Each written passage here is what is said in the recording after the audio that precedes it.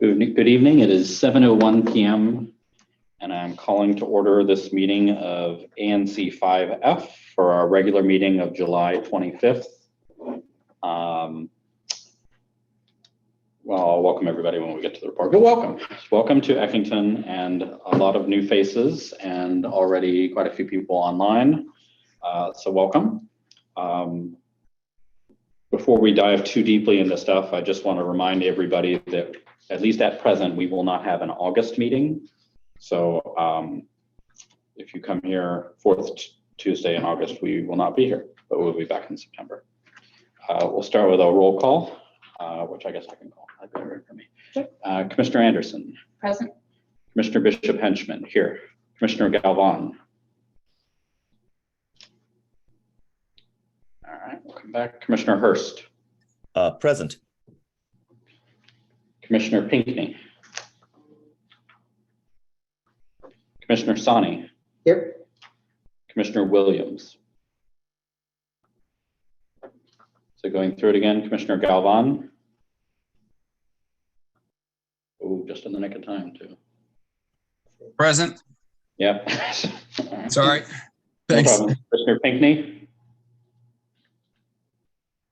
Mark is absent. Commissioner Williams. Mark is absent. They may join us still, but I count 5 present, which means we have quorum to proceed. Our first item of business at every meeting is public comment, where we welcome all members of the public to address the commission on any matter that they want to talk about. We'll also have a section later on specifically on agenda items if you want to wait until then. You don't have to, though. It's cleverly placed after the people asking for stuff have presented and before we vote on things. So if you want to be strategic about it, you can do that then, or you can speak now, and there's a 2-minute time limit just to make sure we keep going on stuff, but we welcome any comments, and we'll, if you're online, you can hit the raise hand feature and we will call on you that way. And then if you're here, you can raise your hand and we'll call on you. Is there anything anybody should keep in mind on where they should stand if they're going to be heard by everybody? Both these microphones are also speakers, or both these speakers are also microphones. So if you want to have your voice heard best by the commissioners who are also remote, if you could come towards the front of the room, that'd be great. All right. Thank you. So we'll do public comment now. Anybody like to address the commission on anything? Yes, sir. And then we'll go there. If you could give your name and if you want, where in the neighborhood you live. And speak by one of these. Is that what Yeah, you're saying? thank you. Okay.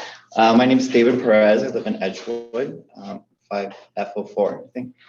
I just wanted to share July 15th. My friends and I were walking from a dinner party in Eckington over to Metro Bar. And when we got on the parking lot, 4 folks jumped out with like masks and asked our wallets and everything. Thankfully, you know, they ran away. The guys kicked me, but I finally got away. So one, thank you for responding, you and Mark, right away. And also the Metro Bar did, and the Bryant Street folks called me, and someone from council member Zachary Parker's office. One, I was concerned because the lights are always very dark there, even with the new businesses, but they did actually change. I've seen all week the lights are there. And the other thing, just, you know, if the commissioners to keep in mind, like the main way for all Edgewood residents, you know, to get to the metro in Rhode Island is through that parking lot, which I know there's future development plans, or to walk under the bridge on Rhode Island Avenue, which is a very narrow street. So just to think as the area develops, what are safe ways for Edgewood residents, you know, to get to the metro? And I appreciate the folks that did respond right away. And so just wanted to share that concern. Thank you, Mr. Perez. You, sir. Yes. Hi, I'm Jaira Aki. I'm a resident of Eckington. I just wanted to know if the commission has an update on the city's plans for the construction at the old Wendy's and finalizing the Rhode Island Waterway project. I commute out to Chantilly for work, and I normally take New York Avenue to the tunnel. So I assume that will change eventually once construction is underway, and I would have to commute down Rhode Island to get to work. But if there's still construction happening there, it would really severely impact my commute out to Chantilly. I just wanted to get a status update. Thank you. Anyone else in the room? Yes, ma'am. Hi, I'm Michelle Keegan. I live in Eckington. I have two questions. One is the commission planning to submit anything regarding the phase one plans for making North Capitol safer and Lincoln Road? Because I know that those decisions are coming up very quickly. And then also if there's any update on plans for the renovation of Harry Thomas Rec Center. I believe this fall is when the conception is really going to start. And it would be great if we get in ahead of time so we help develop and conceive the options instead of just being given a couple of options that we get to choose from. Thank you, Ms. Keegan. Anyone online? You can hit the raise hand feature and we will call on you. All right, Mr. Arnold Laramie. I apologize if I'm getting your name right, but go ahead and you should be able to, there you go. Yes, sir. Hello, my name is Arnold Laramie and I live in Eckington. I wanted to bring attention to the fact that some of our neighbors who have recently moved into the neighborhood are exhibiting violent tendencies.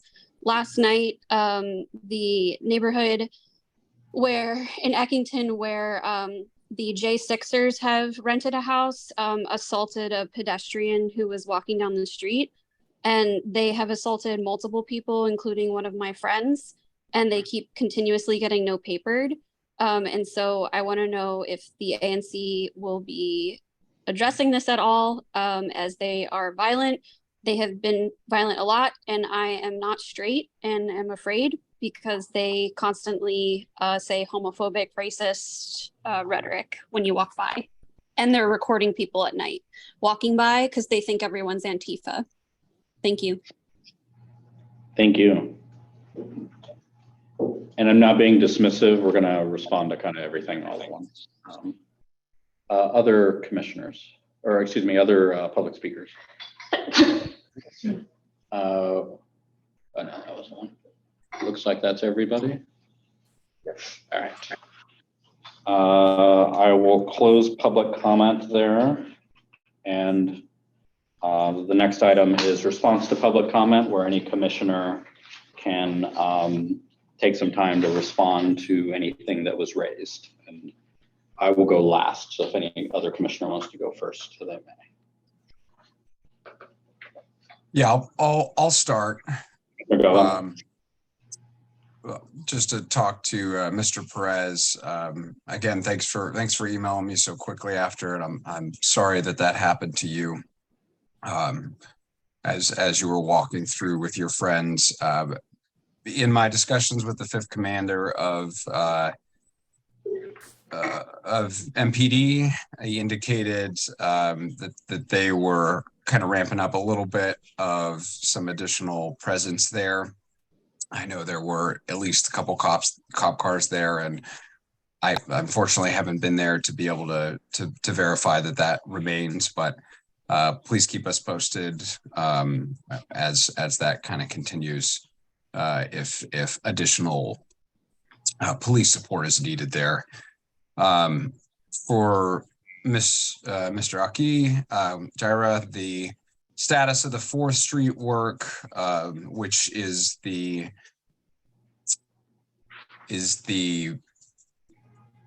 DC water related work associated at 4th and Rhode Island and all of the construction area.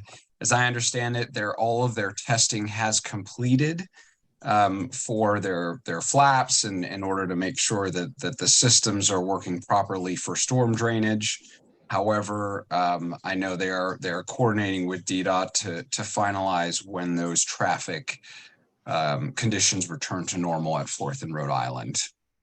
I know they removed some of the related cones, but there's still a lot of effort that's definitely still happening farther down near the Rhode Island Avenue Metro overpass. Unfortunately, there just hasn't been much update. You know, I think I've been pressing them since April, and they haven't given at least a firm timeline for everything as of this point in time. And then to to Arnold. Just a quick question. What address was that? I just wanted to, maybe I missed it. Just trying to take notes here. I can send it to you. Okay. Yeah. Okay. That's all I have. Thank you. Okay. Commissioner Williams. Good evening, everybody. How is everybody doing tonight? Hello. We're good. Okay. To address the gentleman, I can't remember his name, about Metro Bar. I've been working hard for them to reinforce the lighting. And they're in the process of reinforcing lighting, adding new lighting. They are increasing the security for the property. That's in tune. And if I'm not mistaken, the gentleman from MRP reached out to you. Yes. Okay, I heard. Hopefully within the next week, everything will be in place with better lighting. But I have been working on that, and I just haven't been saying too much. Thank you so much. No problem. Thank you. Other commissioners? All right, let me kind of, there are a lot of good things raised, so let me make sure I don't skip over anything. Mr. Perez, everybody's kind of addressed that, and just thank you for speaking up. I know it wasn't easy, and I'm glad the lighting situation is getting resolved. It sounds like Commissioner Williams and especially and Commissioner Galvan are helping out with that. I wish it had been done before this happened, but at least it'll be done now. I'm just grateful that everybody was responsive that you reached out to, and it's kind of making some lemonade out of some lemons. Yeah. Someone asked about Wendy's. It's gone. It was demolished last week. It's obviously just the beginning of a project that will last through the end of 2024 of reconfiguring that intersection. And then once that's done, there will be projects leading into it on New York Avenue and on Florida Avenue. There's also I don't want to say unrelated because it's not completely unrelated, but a separate Florida Avenue bike lanes project to the east of the circle that's currently under construction. So it will be a lot of construction for a while. What was I going to say on that? Oh, and related to the question on Rhode Island Avenue, I think Commissioner Galvan addressed this a little bit, but they're almost done. And it's been years, I know. So maybe it's not believable that they're almost done, but they actually are almost done on that one. They tested something a couple weeks ago that didn't work the way it was supposed to work, and so that created a little bit more work. I know Commissioner Sani's mentioned that he wants to make sure DC Water is here at our September meeting. And so hopefully that'll be a meeting where they can come here and talk about how it's done and how it's all over and done with. But if it's not done by then, they'll be here and we can hear from them on why it's not done. On North Capitol Street, one of the agenda items we have is there's a community advisory committee that's been set up to advise DDOT. It's a DDOT's committee to advise itself on what to do about that street, which all of us, I'm sure, are familiar with and use on a regular basis, and that unfortunately injures and harms a lot of people every year. And regardless of, and so that community advisory committee will be about 15 people, I think, from all of the related ANCs, from the civic associations, and from various entities with an interest in the project. And so like all of those are ways to get involved. I know they just recently had an open house to go over phase 1, and they'll be talking about phase 2. Phase 1 is basically signage.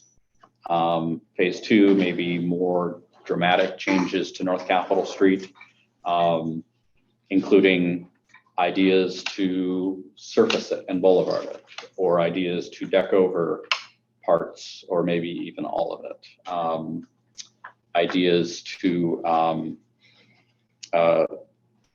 perhaps even close Lincoln Road to through traffic, partially or wholly, because people use that as a cut around North Capitol and Rhode Island. I won't ask people to raise your hands if you've done that before. So it's, and this is not a soon project. I mean, we're going to be talking about North Capitol for years and years and years as they work on this. Phase one is happening. Yeah. So, you know, I'm following it very closely, not to the extent that I want to be our member of the advisory committee, but you know, I'm sure we're gonna.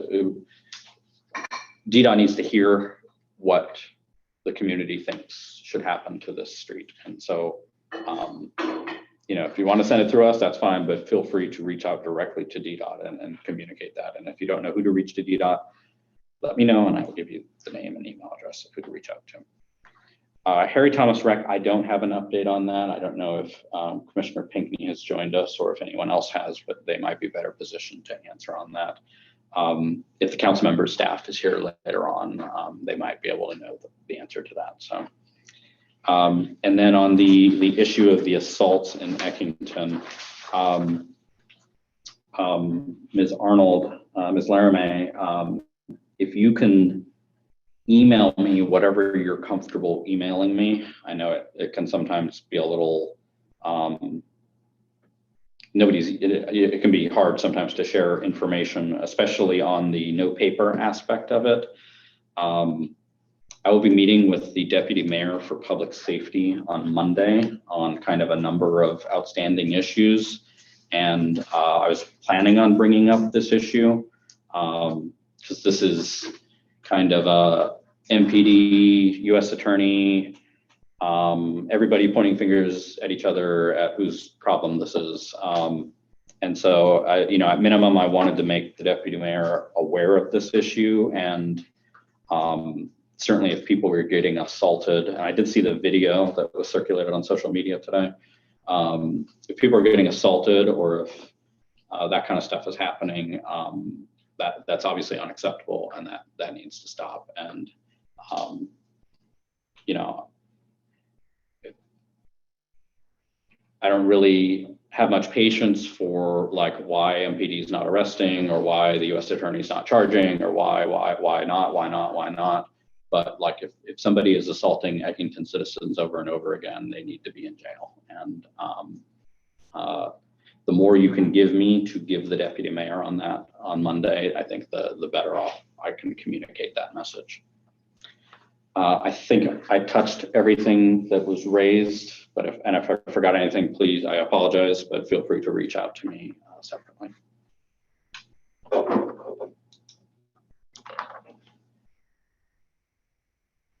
Any other commissioners?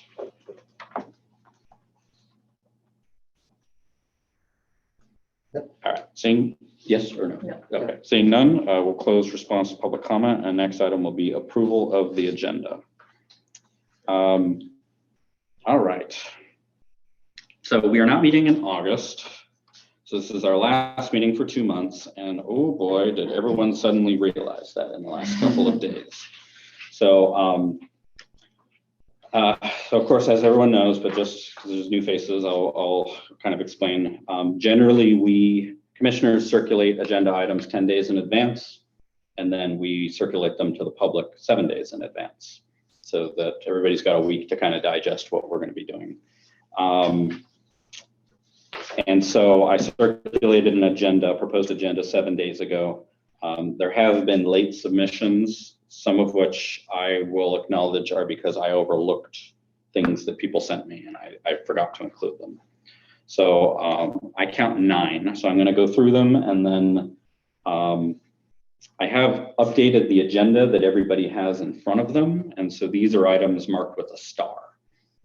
So they're on there, and right now we're going to decide whether we actually take them up at this meeting. So the items I have to amend the agenda, I'm going to move to amend the agenda to add the following items.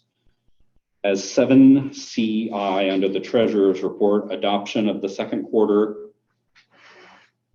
quarterly financial report and the third quarter quarterly financial report.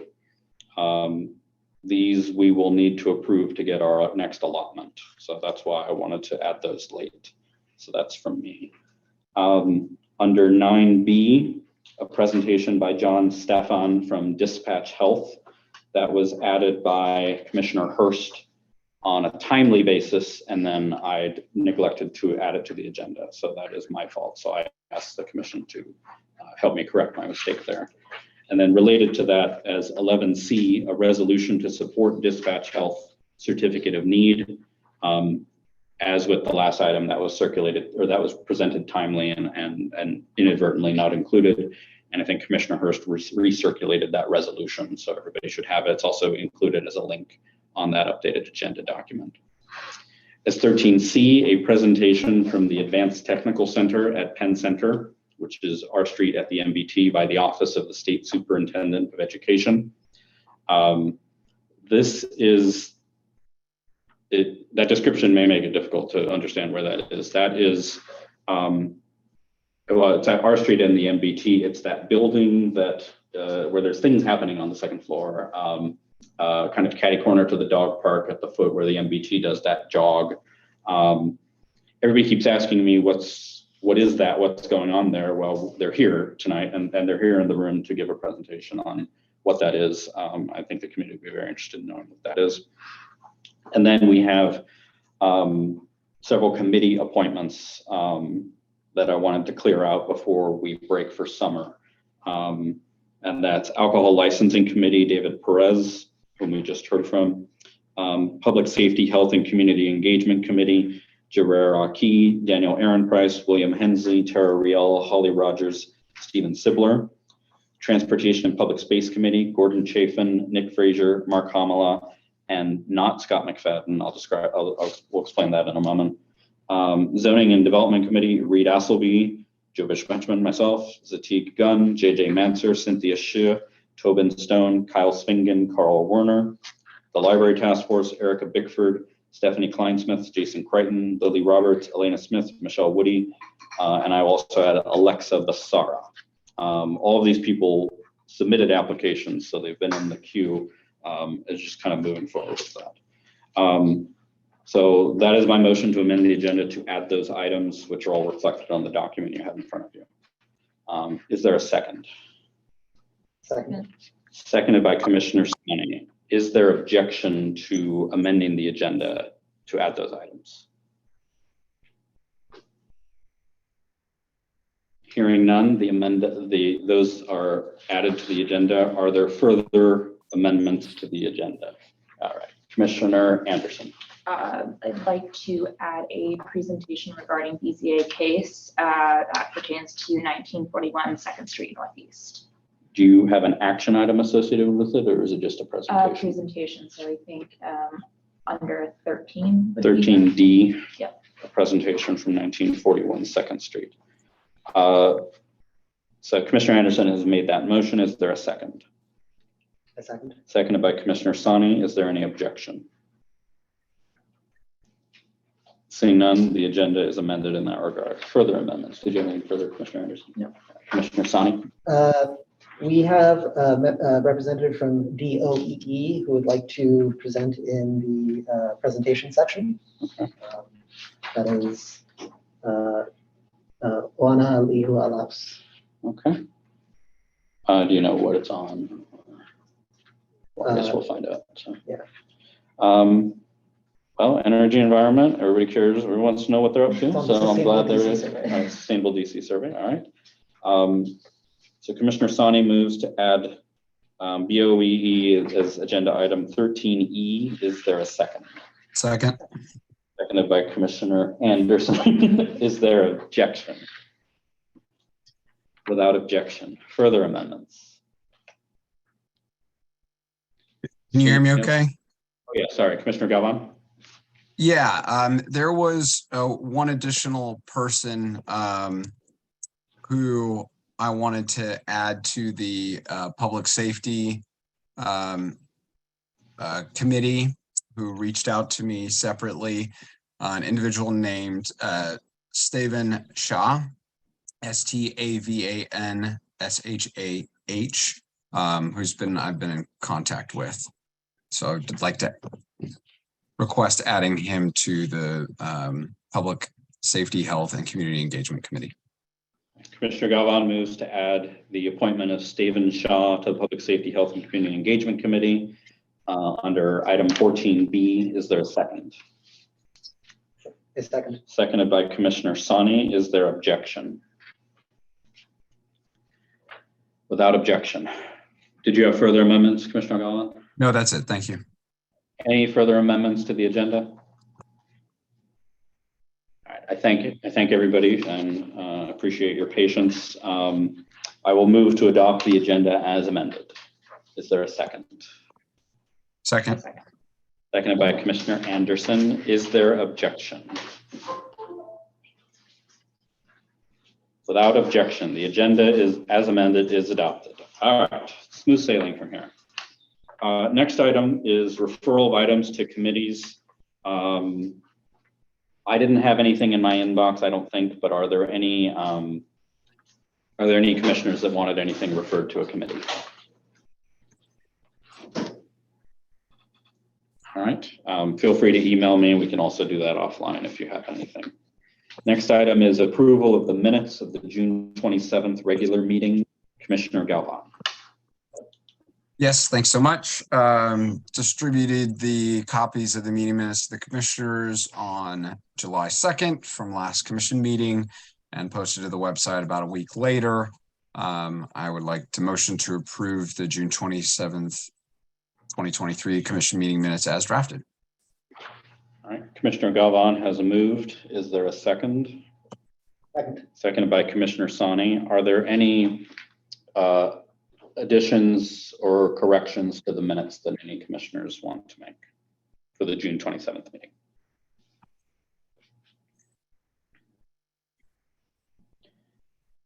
Hearing none, is there any objection to the adoption of the minutes of the June 27th regular meeting? Seeing none, the minutes are adopted without objection. If I could intervene at the moment, we've noticed an omission, my apologies, Mr. Secretary, on the May 23rd minutes that I wanted to take just a moment to correct. And that relates, to. Yeah, I was going to bring that up too. So thank you. Mr. Scott McFadden, who at the May 23rd meeting, we appointed to the Transportation and Public Space Committee. I went back and listened to the recording. We did do that, but the minutes don't reflect that.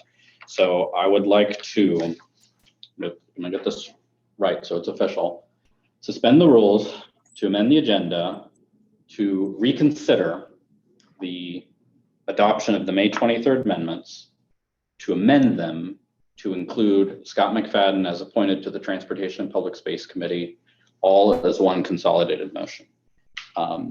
Is there a second? Second. Seconded by Commissioner Sani. Is there any objection? Without objection. Good, we've cleaned that up. All right. Did you have anything further on minutes, Commissioner Govan? If I'm not mistaken, I believe the same could be said by Jaira Aki, who is also we've been having meetings with the Public Safety, Health, and Community Engagement Committee, but he's going to be added today anyway. So I don't really think it's a big deal. Sounds good. All right. Next item is officer reports, and I will go first. Welcome, welcome to Eckington. I'm pleased we were able to make this space work, and I'm excited by the turnout that we have. We have 19 people online and probably maybe 10 or so people here in the room. I'm glad we're here. I do apologize that we're meeting after the business hours of the macaroon store, which has very good macaroons, recently opened. Through that door are restrooms. Feel free to make use of them. Welcome to everybody here. And thank you for coming and participating in what we're up to. ANCs are your closest level of government. There are 345 commissioners on 34 different commissions. 5F is brand new. We were kind of created January 1st, peeled off of what used to be a Bloomington, Eckington, Edgewood Commission, and now it's just an Eckington and Edgewood Commission. And your 7 commissioners, 3 in Eckington, 3 in Edgewood, and then poor Commissioner Galvan straddles the line of both neighborhoods, and kind of that's a pro and a con, I think, for him. We're eager to help you out, especially on zoning, transportation, and alcohol licensing issues, where we our actions carry what is known as great weight with the licensing and approval bodies. I did want to alert commissioners. I think I emailed everybody on these, but I did want to point out, to note that the commission has received several letters in its mailbox. One relates to a zoning commission, a PUD and zoning map amendment proposal. This is dated June 11th for Eckington Muse, which is at 1708 and 1710 First Street Northeast. I believe that's in Commission Area 5F07. So this was circulated around, and I took a bad photo of it today, but I'll, as soon as I'm in front of the scanner, I'll scan it and circulate it to everybody. So that's 26 townhouse style residential units relating to that project. I have a letter dated June 12th relating to 711 Edgewood Street Northeast, and I believe that's in Commission Area 5F03. That also came into the commission mailbox. So making everybody, trying to do better about making everybody aware of all of the stuff we get in our PO box. Let's see, I think that's all I had for, sorry, one more thing. Council member Robert White, who's one of our at-large council members, had his office hours this morning at the Woodridge Library, which is our closest library for now, 1 mile away up Rhode Island Avenue. And I was there along with Commissioner Kapoor from 5C, and we talked about a number of kind of ANC related issues, because Councilmember White is the chair of the Housing Committee, which I don't know, this must have been decided at a poker game or something among council members, has oversight over the advisory neighborhood commissions. Specifically talked about technology. A lot of commissions are very interested in kind of how we're making hybrid work. Most commissions are entirely virtual. We're one of the few commissions that is both simultaneously virtual and in person. Talked a little bit about kind of finances of the ANC program, and also authorization to do remote meetings. Because as it stands right now in the law, after October 31st, all commissions have to meet in person, and with no virtual option. So Councilmember White knows this and is not a fan of that. So he has emergency legislation to continue to extend the authority to do remote meetings. He doesn't really see any problem getting that passed. I communicated that it'd really be nice if that's made on a permanent basis, so that we can continue to do that without this, it expiring every 225 days, which is what is currently going on. And certainly, if you like the ability to attend ANC meetings in your pajamas at home, feel free to communicate that with your council members, and let them know to support Councilmember White's bill on that. That's all I have. No, I'll just leave it there. All right. Next item is Vice Chair Commissioner Anderson. I yield my time to. All right, yield your time. Next item is Treasurer Commissioner Hurst. Yes. I can report that we've had only $2 of new spending, which is a bank fee. But the biggest thing that I did as treasurer was to work with Ms. Dawn Dickerson to produce the quarterly financial reports. Would it be all right if I shared those and shared screen? Can you enable him to do that? You should be able to, Commissioner Hurst, given your co-host. If not, let me know. Let's see if it works. share. Awesome. All right. Can you see a very good looking document? Yes. All right. And if I can, basically this is our Q2 financial report. Just to be clear, Q1 is in last year before we were actually an ANC. So Q2 first function. September 30th. Yeah. Exactly. So this is our first quarter as a functional ANC. As you can see, we had bank charges, which were mainly to order checks to start off our ANC. And then there was also some late fees because we didn't actually have any money in the bank account. So we paid. Those are all handled under bank charges. The only other thing that we spent money on was the $50, which is for the security fund. That is pretty much, I'll go back to it, but that does conclude pretty much all of Q2's reporting. They did require that we submit all our bank documents and to the proper folder, and that we have a copy of the $50 check also put in the proper folder so that it can be audited and looked at in every detail. For Q3, we have had two expenses. One was for our mailbox, which they have listed the $194, and then communication is for both the Zoom that we are using now and for our website URL. We have receipts for all those. All those had to be uploaded to the proper folder, as well as all of the bank statements for this quarter. I believe it is all properly submitted, and Ms. Dickerson, who is our representative, helped me to create the proper formatting for these reports. Yeah, I would hope that we can at some point move to approval. Commissioner Hurst moves to adopt the second quarter and third quarter quarterly financial reports. But I want to make sure that no commissioner has any questions on any of them. I know not everybody has it in front of them. It is linked from our agenda on our website if you want it, but just to narrate it, Q2, receipts, $0, disbursements, $235, ending balance, negative $235. Q3, which is when the city got around to giving us our allotment, receipts, $9,370, disbursements, $384, ending balance, $8,750. Does any commissioner have any questions or do they think, or do they see anything missing or any mistakes? Because we want to fix those right now. Yeah. Seeing none, well, Commissioner Hurst has made that motion to adopt the two QFRs. Is there a second? I second. Seconded by Commissioner Anderson. Is there any objection?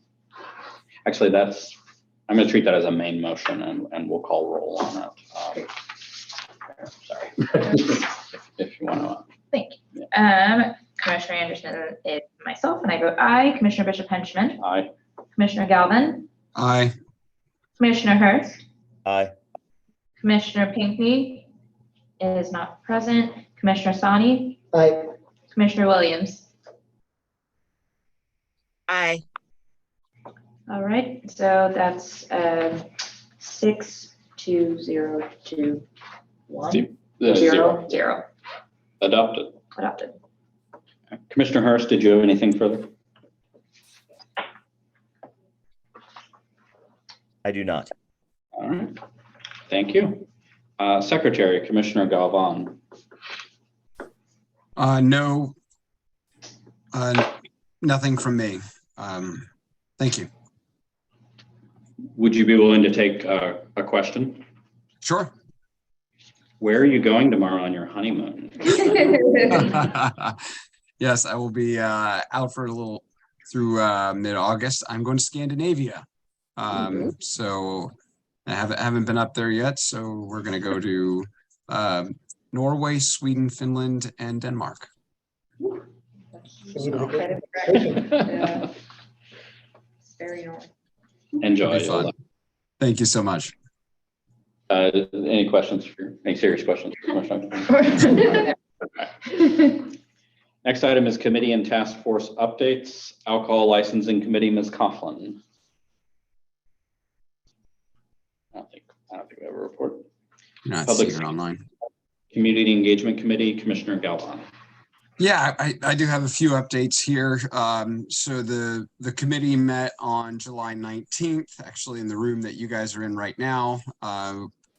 We actually made some really good progress on developing a community engagement flyer that's going to go out to all ANC 5F members or residents, should I say, and we're dividing and conquering what that will contain. Ideally, it's going to have information about what the ANCs are, how to get involved, also information on community resources, whether it be DPR. Some of it's related to community engagement, some of it's related to public health, some of it's related to public safety. In general, it's trying to get folks information who may not be online, may not be getting newsletters, may not be getting, all of the access to information that a lot of us get on a daily basis. So our plan is to get that draft together by August 24th, when the committee will kind of meet to finalize that draft. And I hope to share it with all the commissioners as well as post it. There is a kind of, I like to call a word vomit, for lack of a better term, or resource vomit of all the information that we put together, but it really needs to be consolidated. That's all posted on ANC5F.com/committees under the Public Safety, Health, and Community Engagement Committee. And so we're consolidating that and trying to get all the resources to be very easy for people to understand and easy to read. So a one-pager front and back. What we'll really need the public's help with is distributing these, right? And there's a lot of folks who don't have access to the internet that we want to make sure that they get this, and other folks who may not know all that the commission is working on. And so after the 24th, we'll meet again on August 29th, both in the Eckington Community Room. And we're also working towards a community public safety town hall. So we're engaging lots of different members of the different government agencies, the council members, and inviting them all to join this town hall. Our plan right now is to tentatively do this at the Edgewood Recreation Center on September 19th. So that date could still change. We got to work out all the different logistics, but we're sending out emails now to try to get that staked in place. And I understand that is also the time period for the 5E meeting, ANC 5E meeting, but we'll work through all the logistics. And if members of the public or commissioners have things that they want these agencies to discuss or talk about or present on or answer questions, please let me know, and we'll happily kind of prep each of these agencies to be prepared to answer some of the questions. The idea is that all these agencies are in the same room at once, so someone can answer the questions and not point the fingers elsewhere. So we're looking forward to engaging folks and having that in our community because there's a lot of questions. So that's all I have. Thank you so much. Thank you, Commissioner Galvin. Transportation and Public Space Committee, Commissioner Sani. Yes, we had our second TAPS committee meeting this past Saturday. We kind of discussed a wide range of issues or topics, specifically starting off with me giving a recap to the committee of the DDOT open house that Commissioner Bishop Pension and I attended, which was made available to all ANCs, and we got to have really good quality discussions with the various leads of the subdivisions within DDOT, some people who run like the bike trails program, the people who run the circulator. And so there were some findings there that were interesting. One of the resolutions that have been referred to the committee around the safety of the existing bike infrastructure along 4th, 3rd, and 2nd Street Northeast, where we kind of got a better idea of how DDOT was prioritizing revisiting installations that may not quite be as safe as they thought. And that's partially because there was a development one block over that has adjusted how traffic flows or a whole smorgasbord of issues. So it was largely just understanding how to best work with DDOT to engage them on community issues around certain pieces of infrastructure. Beyond that, we discussed specifically safety around 4th Street Northeast, north of Rhode Island Avenue, because with the NEBP project winding to an end, traffic patterns are going to change, and people are not going to be used to that. Like that, 4th Street has been one way for a decent chunk of that. Like if people have only been here since like Bryant Street opened up, for example, they're going to be surprised when two-way traffic returns. So trying to best understand how we can potentially get out ahead of it by putting in requests for potentially improving the pedestrian experience on those roads, be it improved crosswalk timing, leading indicators, adding some daylighting on intersections so people can see oncoming traffic. So our goal is to figure out like basically the stretch of that road, what the interest points are, and work on that to provide feedback to the commission on what we can pass to ask PDOT for help or assistance on that. And then there was also some discussion because this is a momentous time in the neighborhood. We no longer have the shell of a Wendy's, I should say. And we discussed what it means for connectivity in our community post Dave Thomas Circle. And part of this is already realized because 10 years ago, 5 years ago, DDOT was already putting those things in motion. But there's still a chance to perhaps put a dent in what the plans are in terms of getting it so that it's safe for all users of the public space there. So having some discussions on what is actually in the plan, because DDOT hasn't quite codified it all or like fully spelled everything out. So making sure that if we think there's something that's missed or something that's been on the boundary of the maps, then making sure it's actually explicitly stated it's in or it's out. But yeah, that was it. We are currently waiting for all of our new members to join before we schedule the next meeting, but we'll be sure to put the notice out for that. Thank you, Commissioner Sani. Zoning development, I don't believe has met yet, so we'll skip them.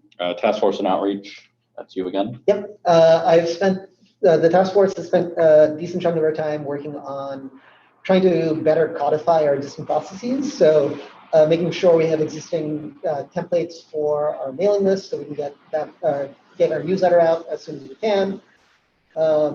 Ensuring that we have processes in place so if I'm not here, we can still set up the video equipment and all these other aspects of running a virtual meeting that are important. Yeah, that is it for that. Thank you, Commissioner Sani. And then library task force, I don't think has met yet, so it does not have. Next up is presentations relating to agenda items. And then I have two here, one from the applicants on 701 Michigan Avenue, and then one from John Stefan on Dispatch Health. For the applicants on 701 Michigan, you're here, all right. I have a question. We've turned on the air, which is loud in this room. No, but let me ask. For the people online, can you still hear us right now, or is it like really hard? It's fine. It's fine for me. It's fine. So maybe we keep it on. Yeah. Maybe we keep it on. I know this was an issue with the Eckington Civic Association, but they didn't have the sophisticated equipment that we have here. So what I might ask though is if you're in the room, let's not use library voices when you're presenting so people can hear. Certainly online, if it becomes hard for, I'm making a typing motion, if it becomes hard for people to hear, please put in the chat, oh, we can't hear, and I'll interrupt and be rude and tell people to speak more loudly, speak loudly. All right, applicants on 701 Michigan Avenue, you have the floor. And I think this is Commissioner Hurst. It's Commissioner Simon, sorry. Is there anything you want to say before those start? No, they presented to us once before, I want to say 2 or 3 months ago, and that was not an action item, but giving us a heads up as a community and taking some questions from the commission. And now they're back for an action item. Where do I stand? Do you want to be, if you want to be on camera, we can do that. Well, You don't I have want to keep it online. Okay. Thank you all for having us, and thank you, Commissioner, for having us. It is tough to hear. There we go. Okay, and supporting us. My name is Sam Swiller. This is my partner. Hi, I'm Jared. Thank you for your time this evening. Yeah, we make up a group called SK Investments, Swiller, Cons. So we're a new company. We've been working on this project for the first year. What we're trying to do is update the zoning on the property. There's been a lot of changes in the neighborhood as far as the map, the underlining zoning. There was a future land use map update. And so the zoning that we currently have it's quite obsolete. So what we're hoping to do with the map amendment application is to update.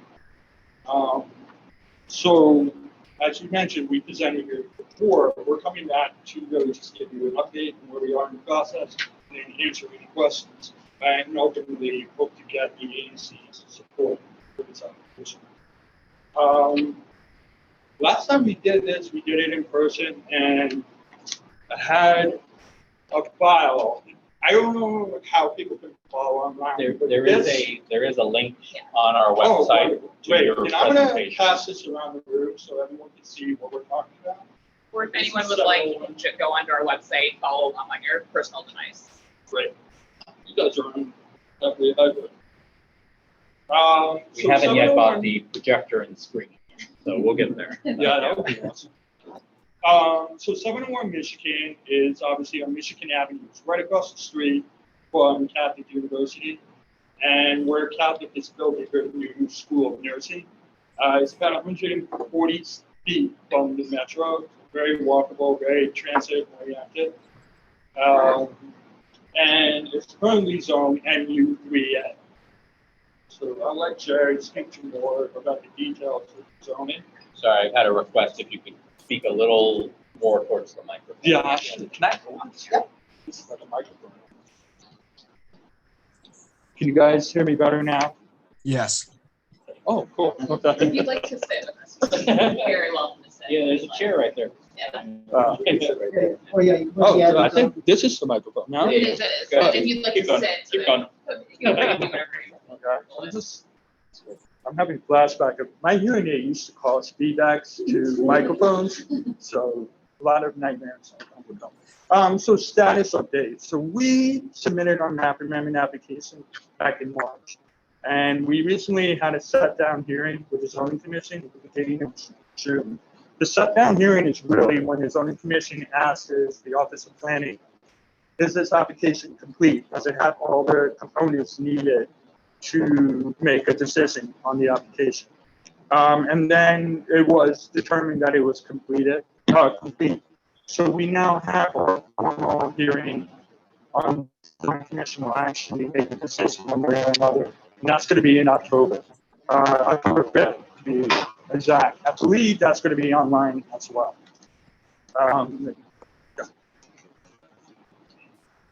Okay, so just brief highlights to explain really what the map amendment process is. So really, like Sam touched on, it's truly just changing the zoning to make it not inconsistent with the comprehensive plan, which is what Office of Planning is mostly responsible for, but it involves council, it involves the ANCs, it involves all the communities, and it takes years to do. And also not inconsistent with the future land use map and the generalized policy map. And the zoning commission's comprehensive plan evaluation must be conducted using a racial equity lens. So in our map amendment application, there is a long, detailed racial equity analysis that we can provide, but it's part of our application. It's in the public record. So just an overview of all the steps we have to take and where we're at. So there's, we've done our notice of intent, and we have our initial engagement done. We've submitted our application, we have our sit down, and now we're out getting community engagement. But at this, I was just going to highlight, so I want to make sure people. okay, that's a good point. So But as Sam touched on, we have our hearing in October, and that's when we're really going to be working with all the stakeholders in the Zoning Commission, the Office of Planning, to go through the application. So for everyone online, they can see, but the slide that we're looking at is a comparison of the existing and proposed zoning. So touched on this, it's MU3A, and we're proposing MU2. This next slide is important. It shows the future land use map in 2011 and in 2021. So you can see in 2011, it called for mixed use, low density commercial, moderate density residential. And if you are familiar with the area and you know the Arts Walk and you know all of the other buildings around us, they did a PUD under this future land use map. So since then, in 2021, a new FLUM was adopted, and that went from low density commercial and moderate density residential to medium density commercial and medium density residential.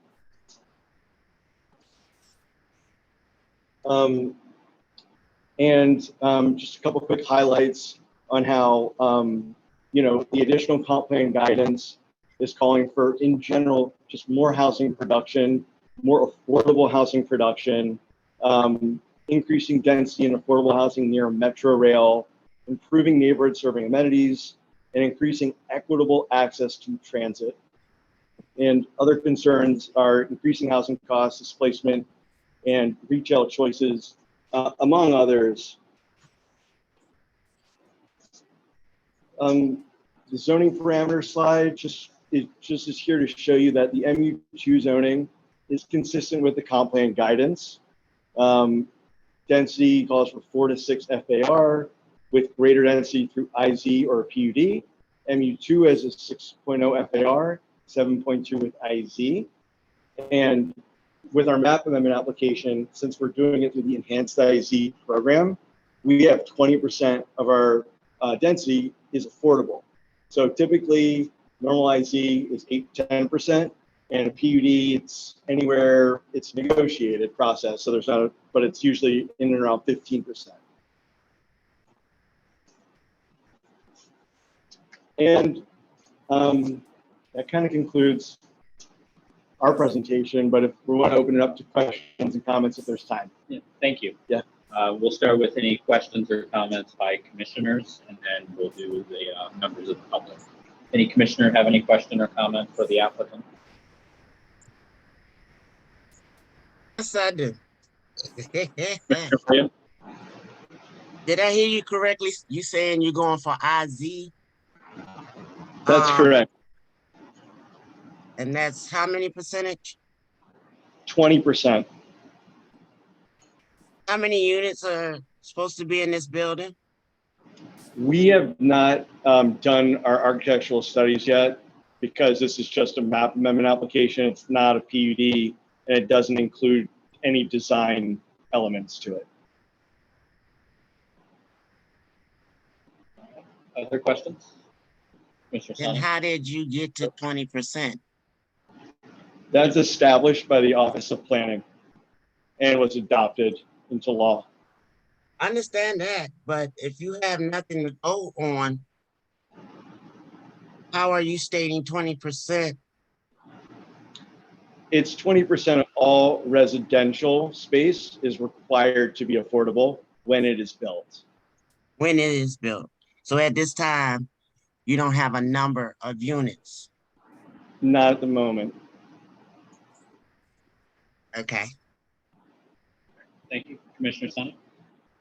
Yeah, so One request, and I'm sorry to make it a little bit. Oh, yeah, go ahead. Sorry. So with your the retail presence, could you describe what sort of retail presence you might be seeking for that property? I know that obviously it's early in the process, but So just so everyone knows, we have a tenant that we brought on board. It's called Petite Scholars. They are a daycare provider. We really enjoy working with her. She is phenomenal. If any of you have daycare needs, that's the place to be. So, but that's sort of in the tenure of what we hope to see. We want to see neighborhoods serving retail.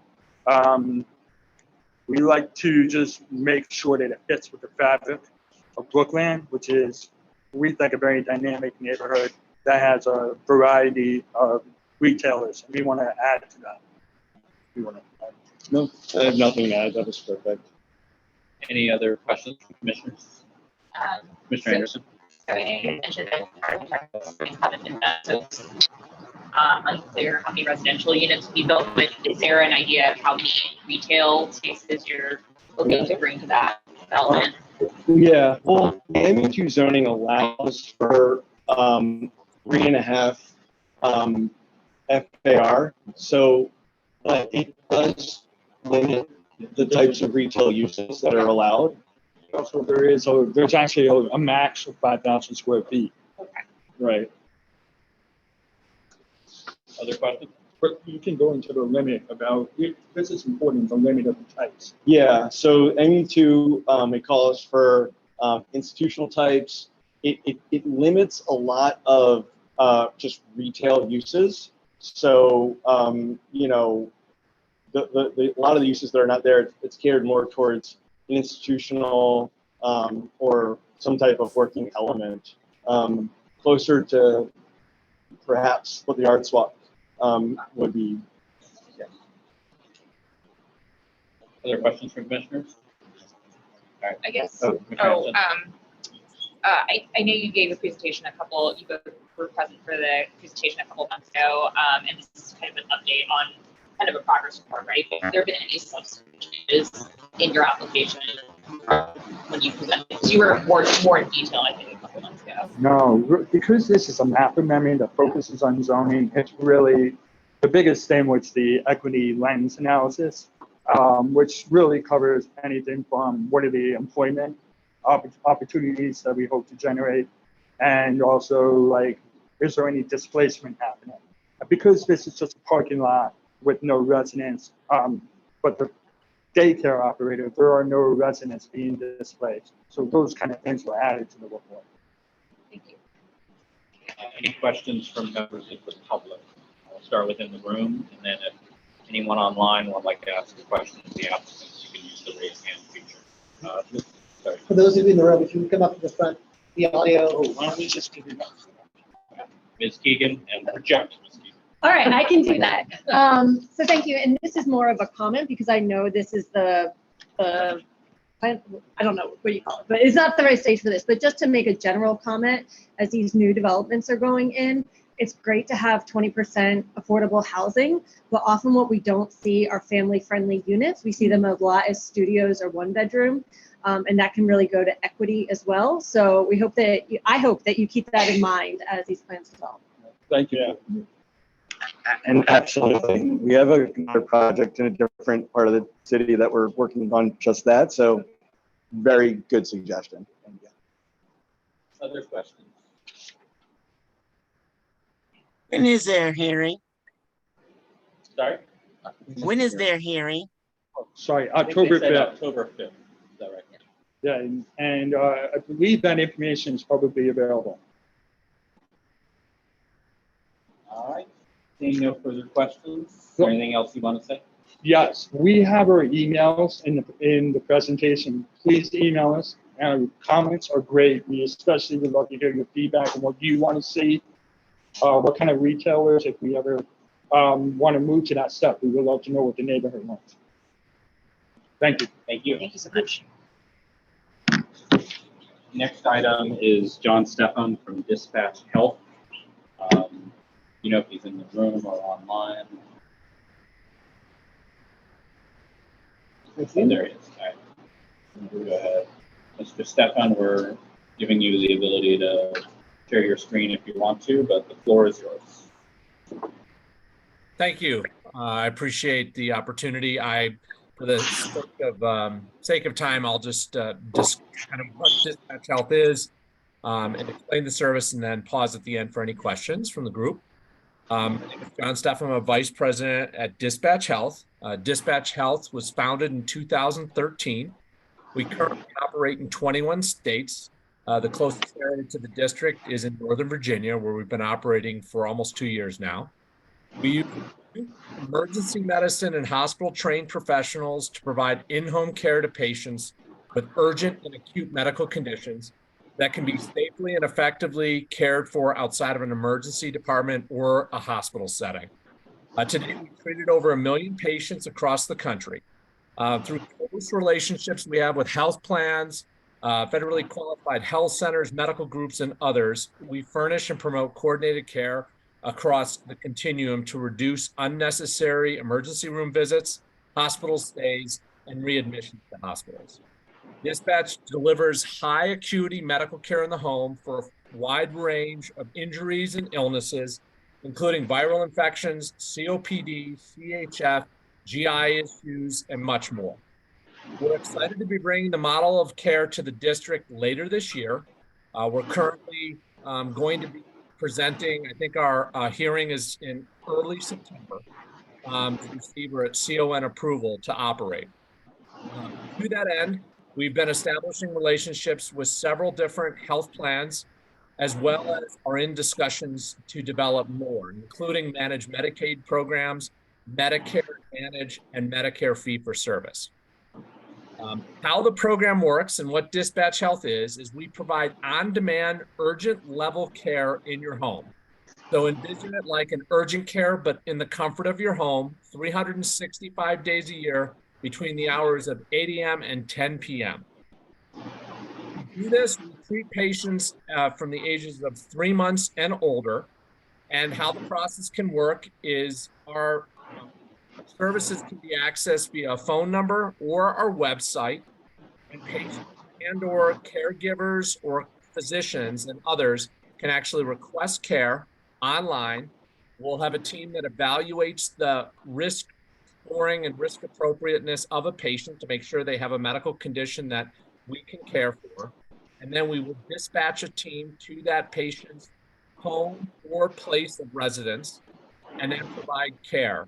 Our program is covered by most health plans, and from the standpoint of patients, all that they owe is whatever the cost of an urgent care visit would be on their health plan. All of our care is provided by individuals that have a background in emergency medicine or family medicine. That includes a nurse practitioner or a physician assistant paired with a medical technician. And then an emergency board certified physician is available virtually for any additional things that come up that may be helpful.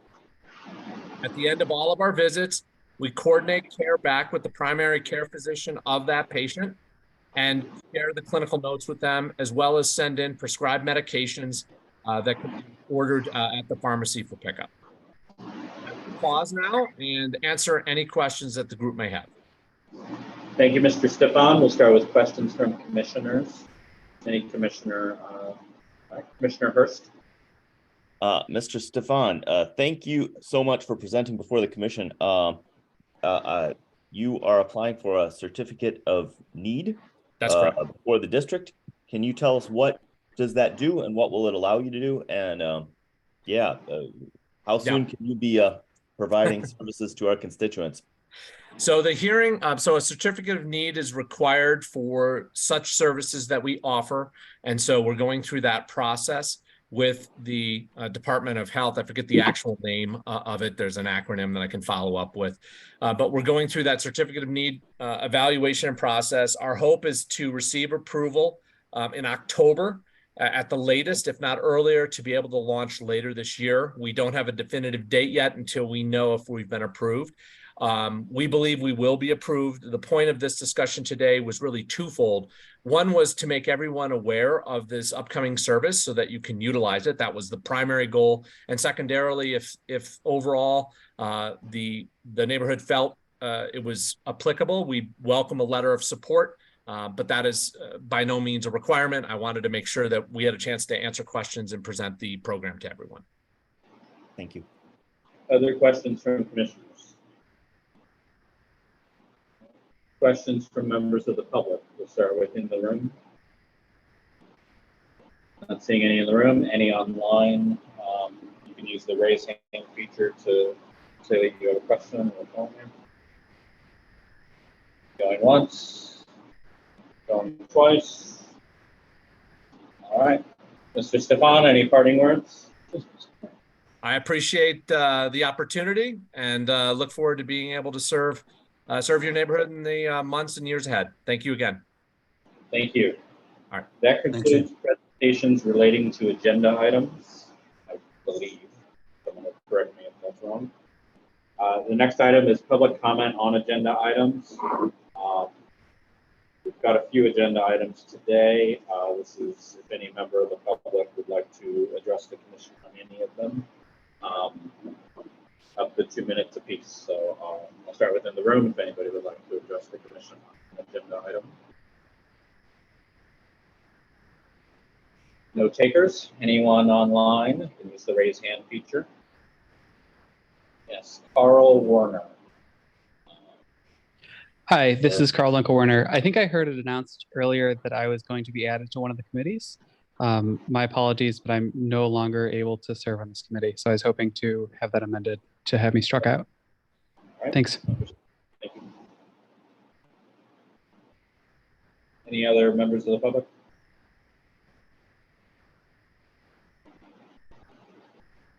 All right, that concludes public comment on agenda items. This is where we move into the consent agenda. Right now we have 3 action items on the consent agenda. A is the resolution from Commissioner Sani to support the 701 Michigan map amendment. B is the resolution adopting amendments to standard procedures. And C is the resolution to support the dispatch health certificate of need. Sometimes we take a break and do this, but I'll just ask, does any commissioner want to pull any of those items off for debate and the action agenda and not do them on consent? Anyone in the room? Anyone online? Seeing shakings of hands, no. Going once. Going Doing twice. what? I didn't understand because you're breaking up. Oh, I'm sorry. I caught most of that. Yeah. Pulling anything off the consent agenda from the 3 resolutions that are on it. Okay. The 701 Michigan map amendment, the amendments to standard procedures, and the dispatch health certificate of need.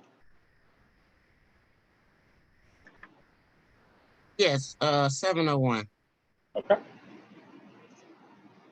That leaves B and C on the consent agenda. Anyone on those? All right. I will move that we adopt the consent agenda consisting of items B and C. Is there a second? Second. Seconded by Commissioner Sani, and the Vice Chair will call the roll. Commissioner Anderson is myself, and I vote aye. Commissioner Bishop Henchman, Aye. Commissioner Galvin, Aye. Commissioner Hurst, Aye. Commissioner Pinckney is not present. Commissioner Sani, Aye. Commissioner Williams. Aye. Vote of 6 to 0. This motion passes. All right, those items are adopted. Next, we will move to the action agenda, which we have one item, which is the 701 Michigan, sponsored by Commissioner Sani. And you're recognized. So if you want to introduce, and then we'll go into debate. Yeah. I'm Matt Triton. Cool. Thank you. As I mentioned when we introduced them, 701 Michigan presented to us a few months ago regarding their prospective map amendment from MU3A to MU2. Over the course of, I think they've been communicating with me since I became a commissioner. They've been sharing updates and getting feedback along the way. Audio's down, much better. And through that, I believe that they will be, personally, I believe it will be a good addition to the community where there's currently an old abandoned Pizza Hut and a parking lot. It is prime real estate between Michigan Avenue and Catholic University, and as well as 7th Street on the other side. It is our border with 5A, our neighbors to the north. And so I wrote from the position of support for this resolution of in support of the map amendment. Thank you, Commissioner Sani. Any discussion, debate, questions from anyone? That about 7:01? Yes, Commissioner Williams. Okay, I remembered when they first showed up, we were at Edgewood Rec and they hadn't filed an application yet. But I'm trying to look up to see what type of application you filed. If you're saying that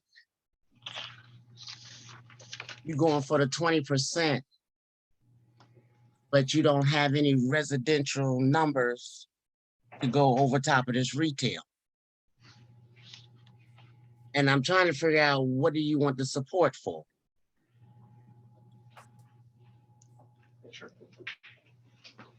Okay.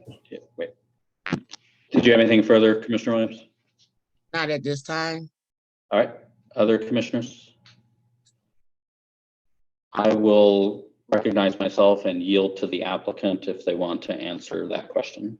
So can we, just for the record, can I have someone in the room repeat what Commissioner Williams said? I didn't capture it.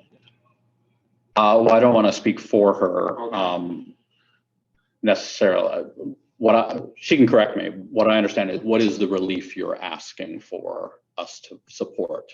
But Commissioner Williams, is that, I don't want to misstate. That's along the line, but I noticed he was talking about retail with, well, mixed unit with retail at the bottom, but he's not giving up how many units are at the top to justify the 20%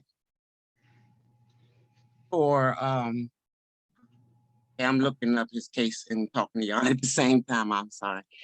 Okay. Justify how many units they have to present the 20%. Okay, if you, I yield to the applicant. Yeah, thank you for the question, Commissioner. What we're seeking support of is, well, let me back up. Our application is to update the zoning so that it's no longer inconsistent with the comprehensive plan and the future land use map. So when we are prepared to develop, we are within the guidelines of that zoning. And when we get to our plan, so that, we're really asking for support of our proposed zoning, because that's what the map amendment application is. Now, right now, there's no affordable housing there right now. There's no housing, but this zoning promotes housing. We had a massing study that showed under this zoning what could be achievable.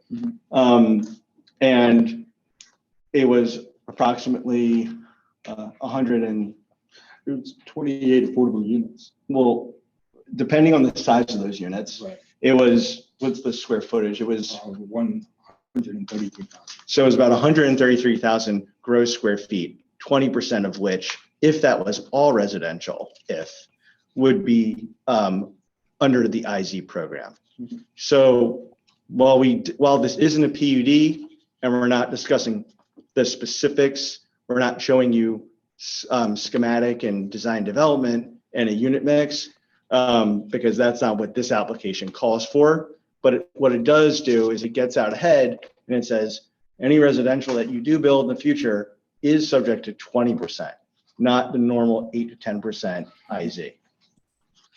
Yeah, Commissioner Williams, I just want to add to that. So the reason why we didn't want to say any numbers today is because we don't know what is economically viable. But as Jared said, that anything we do, 20% would be set aside for affordable. Minimum. Yeah. So we really, I will tell you, it wouldn't make sense for us to tell you anything and then come back later and say, sorry, we didn't deliver on that. That's the last thing we want to do. But we are obviously beholden to this 20%. So we believe that that it will have a significant impact on the affordability in the neighborhood. Thank you. Other commissioners? Commissioner Anderson. So let me come at this question from a different way. So if the zoning is updated and we support this, does it basically, are there other opportunities in the future for the community to feed into this project, which I think is partially some of the question that's, I won't speak for Commissioner Williams, but I think that may be part of where the question is coming from. So in terms of what? Would this make it by right, or would there be stuff you'd have to come back to the community for when you do get closer to building something? So what this does is it changes the zoning to match what's in the neighborhood. So once that's done, anything we built within that envelope, it's going to be matter of right. There are all these conditions that are included. There's lot setbacks. There is certain design aesthetics that we have to adhere to. So as far as having the community have direct input, the answer is no, but there's already many different regulations that we have to adhere to. Right. And if we do need further relief from that zoning, we will be back. Yeah, and as is often the case with projects with existing favorable zoning, need certain types of relief, and we'll figure that out once we get further along into the architectural studies. Mr. Anderson, did you have anything, Bill? No, and I think just to well, I guess just to clarify too, because I think part of the issue that we're coming back to is more detailed information about the architectural studies. But I assume, I won't make assumptions, but assume that architectural studies have not been done yet because the zoning hasn't been updated. So it wouldn't make sense to do the zoning architectural studies until the zoning has been complete, right? Updated. Yeah. Is there further debate? No debate, but a comment. Commissioner Williams. I will support the change in whatever they're trying to do. I'm not going to support that pre-existing 20%. I can't do that. Okay. She's looking for less. I guess the question is, Commissioner Williams, I think they have a question. Is it okay if they ask it? Go ahead. What are you looking for? I'm looking for maximizing affordable housing here in DC. And by giving you a support from us for 20%, who knows, you might have over 300 units. That's only what, 3 to 7 units out of that? No, that's not what I'm looking for. I'll support the zone change. I'll support that, but I'm not supporting the 20%. Without objection, we'll hear from the applicant. They went and grabbed the mic, so I think they want to say something. I appreciate your willingness to support. I have to say that a couple of things. So just to give you, again, I don't want to like commit to a size of the building, but if we were to meet what's allowable under the zoning, we're talking about anywhere between 25 and 30 affordable units. These are housing units that are not there today. So I commend you on trying to achieve more than that, but there's a couple factors that weigh against that. One is making projects feasible. And I know that this is a battle between developers and communities all the time, is what can a project support? We're committing to an affordability rate that is twice what is the going rate across the city. So again, we're happy to work within the guidelines, but we also have to be realistic about what can be supported. Other commissioners?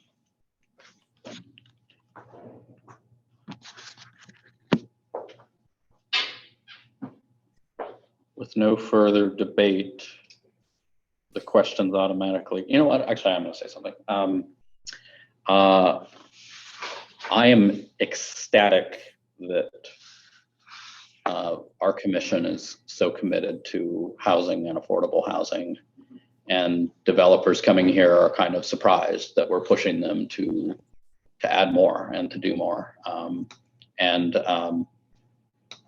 So let that be part of the feed. So I'm going to vote yes, because I think step one of anything is getting the map updated, because right now it's what, 8% or 10% affordable.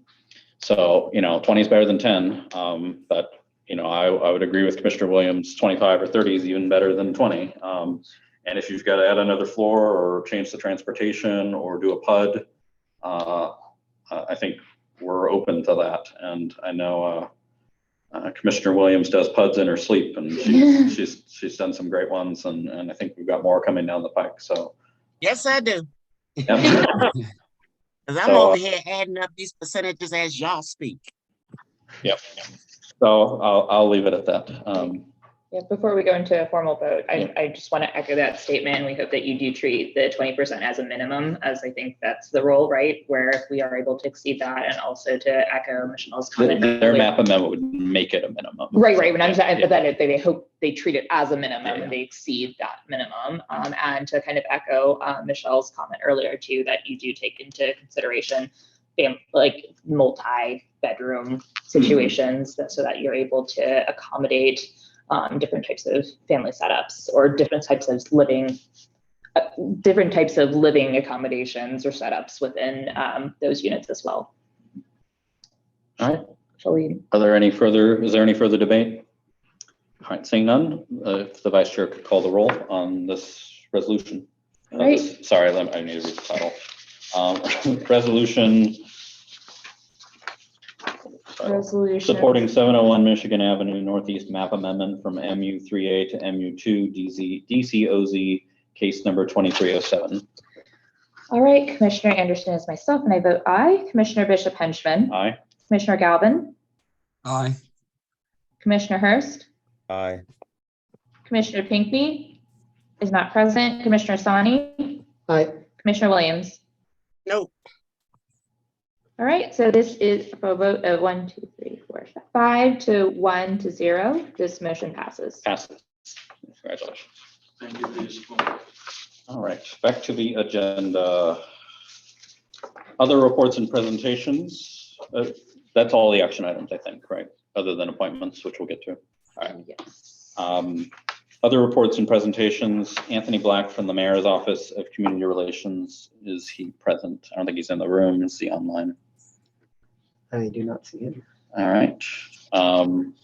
Raise your hand and wave if you see him. We'll come back to you. Sam Bonner from the Office of Ward 5 Council Member Zachary Parker. I think I did see him on the online. If we can unmute him. There we go. Hey, y'all. I'm sorry, I'm having to step away from dinner with my fam real quick. And all right, here we go. Hello, everyone. Sorry, I'm not as presentable as I could be, but wanted to make sure I can jump in here. Let me find the presentation real quick. I guess I can just pull it up here.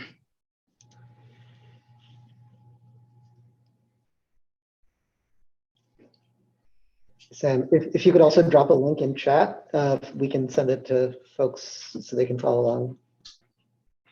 I don't have a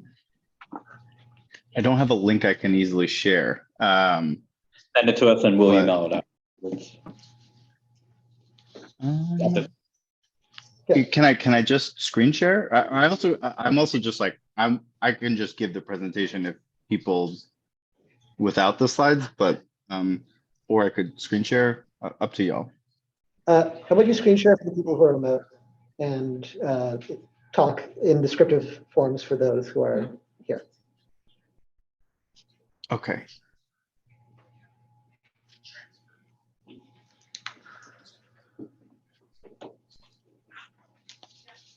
All right. Can y'all see? Yes. You can see something. That's what you meant to share. There we go. Oh, yeah. All right. All right. So, hi, everyone. My name is Sam Bonner. I'm a Edge of Edgewood resident on the border between 5E and 5F, and I am the Constituent Services Coordinator for Councilmember Parker, Zachary Parker, who's our Ward 5 council member. And I service Ward 5 or ANC's 5E and 5F. This is our team before what I showed before. I highly encourage everyone to sign up for our newsletter. Every Friday, we send out a little bit about everything that's going on. It's a in-depth, but if you're tired of not knowing what's going on in the community, what programs are available, definitely sign up at ward5.us/news, and you can see the most recent one. In the top left, you can subscribe. So a little bit about Ward 5 Day, the recent legislative meeting and council recess, and then some fun things, which one of these is from an old update, so I apologize. So the big news is we have Ward 5 Day. It's an old tradition that we're bringing back. Saturday, August 26th, we're taking over all of the Turkey Thicket area. And there's also going to be pop-up events across the ward throughout the week. So please spread the word to your neighbors, save the date. And if you want to volunteer or if you want to be involved in any way around having a table, sponsoring, anything like that, please email ward5contact@bccouncil.gov.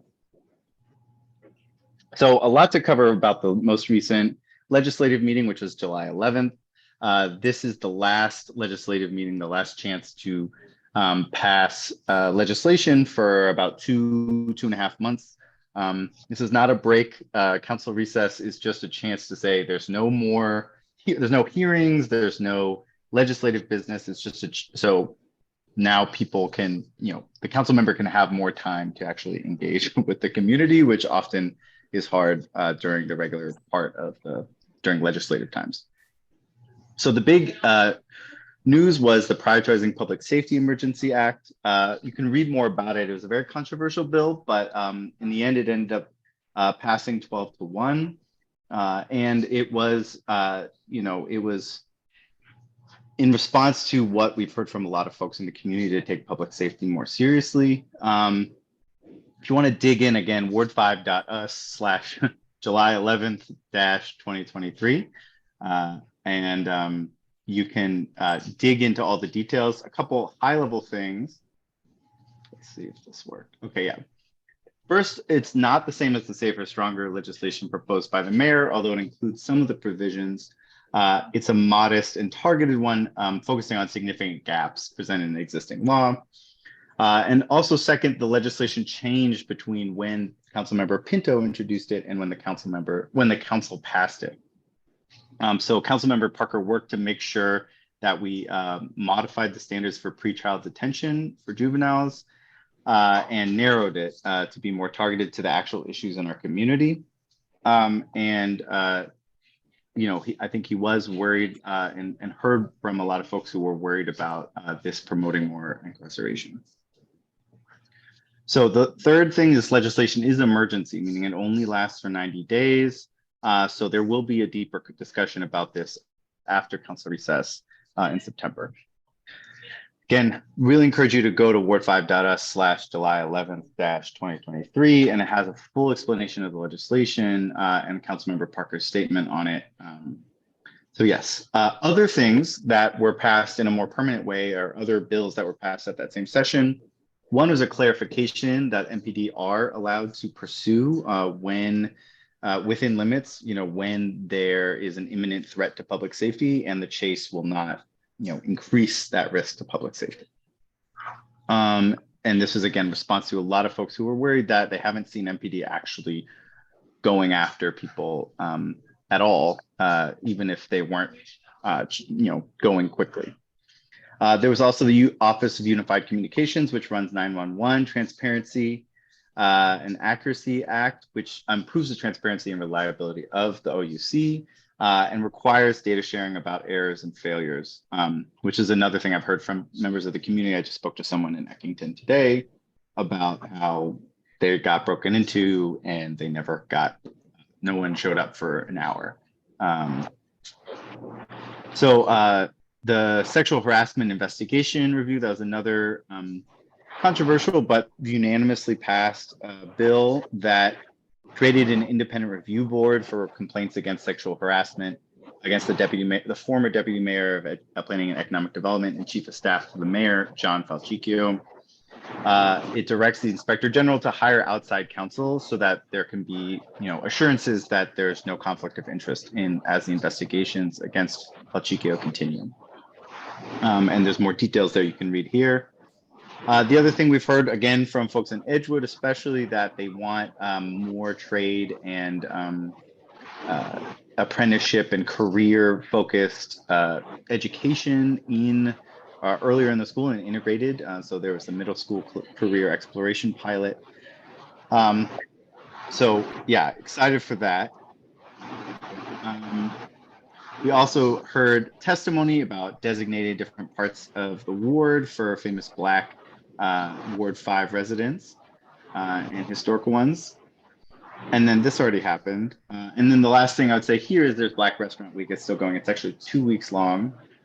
So it's through the end of July. I highly encourage you all to support Black restaurants or Black owned restaurants. I'm going to share. That's all to say.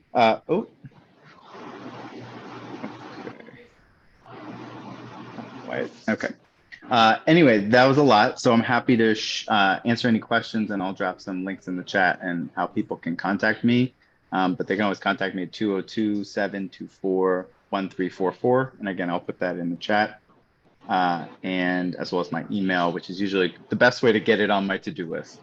But yeah, feel free. Any questions from the community or commissioners? Let's start with questions from commissioners for Mr. Bonner from Councilmember Parker's office. Yeah, I have a question for you. Thanks so much, Sam, first of all, for all your help and responsiveness in my community. I know there's been a lot of people who have reached out, and you've always been there and responsive, so thank you.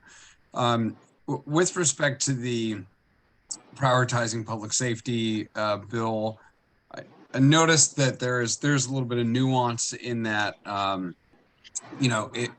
if officers are allowed to pursue vehicles who have committed a crime, and I know I've had several discussions with folks where some of the reckless driving, like doing 50 or 60 miles an hour in a 30-mile-an-hour zone, if that's considered part of that. And I've yet to see a chase at all happen, and I feel like there's just a lot of folks who continue to do those same behaviors because they're not being held accountable for them. And I understand the public's, the risk of chasing people as well. And maybe you guys were trying to thread that needle, but is the intent that they are fleeing from a crime related to a gun or other, violent incident, or can the crime itself of them driving recklessly be considered that? Do you know? I will say I'm not 100% on the details of the legislative text around it. I think this clarification was just meant to say, because the MPD, how it had gone, and again, this is a separate bill than the prioritizing public safety, just FYI. Sorry. Okay, two thank different you. things.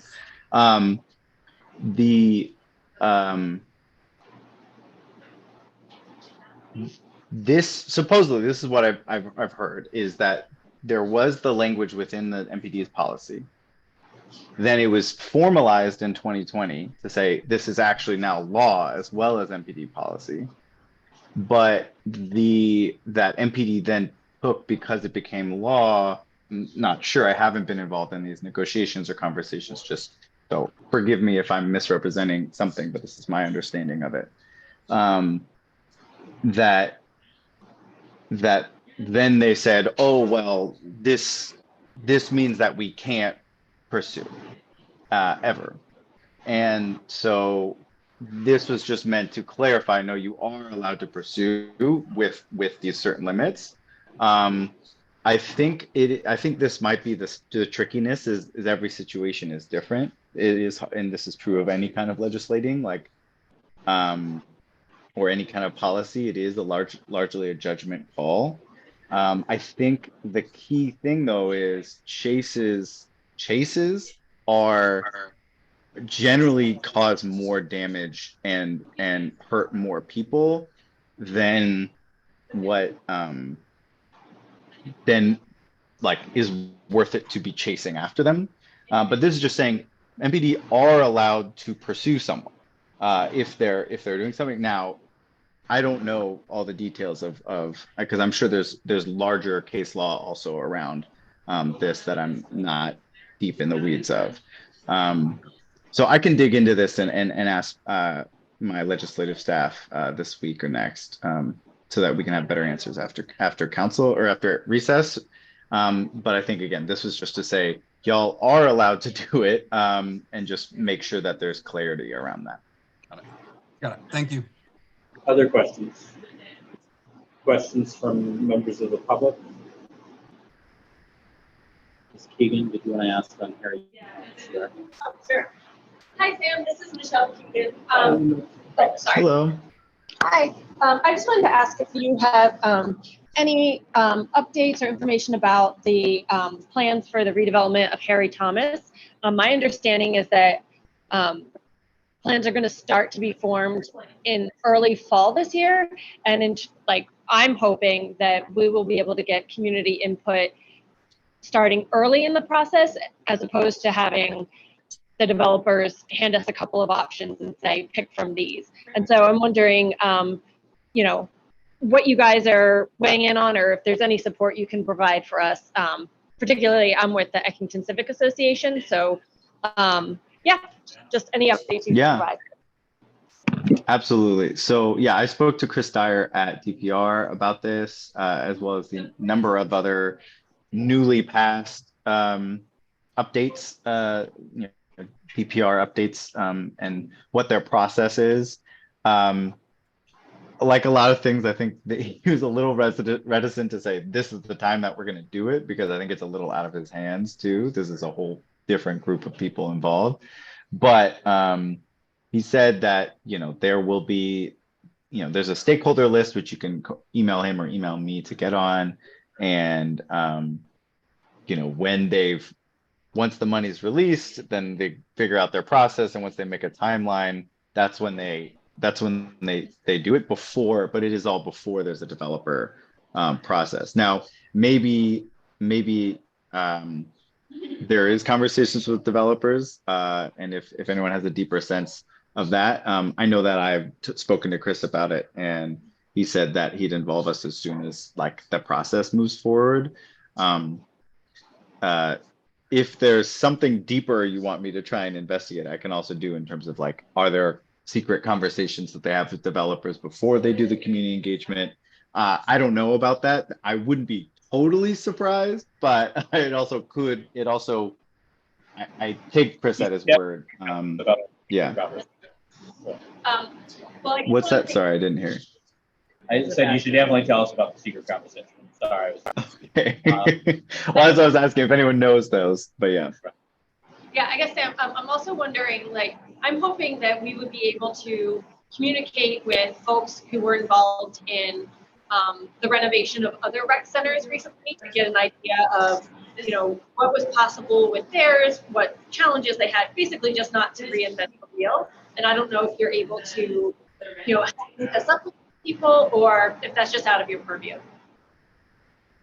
I'm in a bit of a situation where I'm wanting to defer to the council or the commissioner whose area it is and who fought for the money originally. I'm sure others have fought for it too. So I want to defer to her, and that's why I want to loop her into those conversations. But I'm definitely down to have those types, to have that conversation with other folks who've done rec centers. If you want to give me a list of rec centers that we want to talk to, I can engage with the commissioner on figuring out how we want to do that. So yeah, that's sort of the position I'm in, and just want to be clear about that. Yeah, that would be helpful to have your support getting that engagement off the ground. Yeah. All right. Thank you, Ms. Keegan. Absolutely. Sam, I'm gonna send you an email on this. Great Streets is a program that DC runs. I think it might be out of the mayor's office, but or if it's a council thing. But the gist of it being, retailers within certain corridors get access to certain resources to enable them to expand and be better retailers, et cetera. And we in Eckington right here are kind of surrounded by them. We've got a Rhode Island corridor going going, kind of diagonal. We got a North Capitol corridor, and we got a New York corridor that actually, between the three of them, covers almost the entire neighborhood, except for one building in the middle that is not covered by any of these corridors, which also happens to be Lost Generation Brewing Company. So I'm going to forward you an email from them where they're asking whether they can be roped into. I don't think they care which of the three they get pulled into, but if you look at the map, I laughed when I saw the map because it really is one building that's not covered by one of these. So I don't know. The previous owner. We've dealt with a number of folks, a number of businesses kind of in the cracks there. I know we actually already passed something, including 3 or 4 that reached out to us in this last cycle. So definitely forward it to us, and maybe Connor Shaw, or I'll loop in Connor, but okay. So we can talk about what it would look like to make another list of other businesses like that. Sounds good. Thank you. Other questions for Mr. Bonner? All right. Thank you, Sam. Our next item is presentation from the Advanced Technical Center at Penn Center, R Street in the MBT. Oh, we do have a little presentation. We want to put them on the camera or something.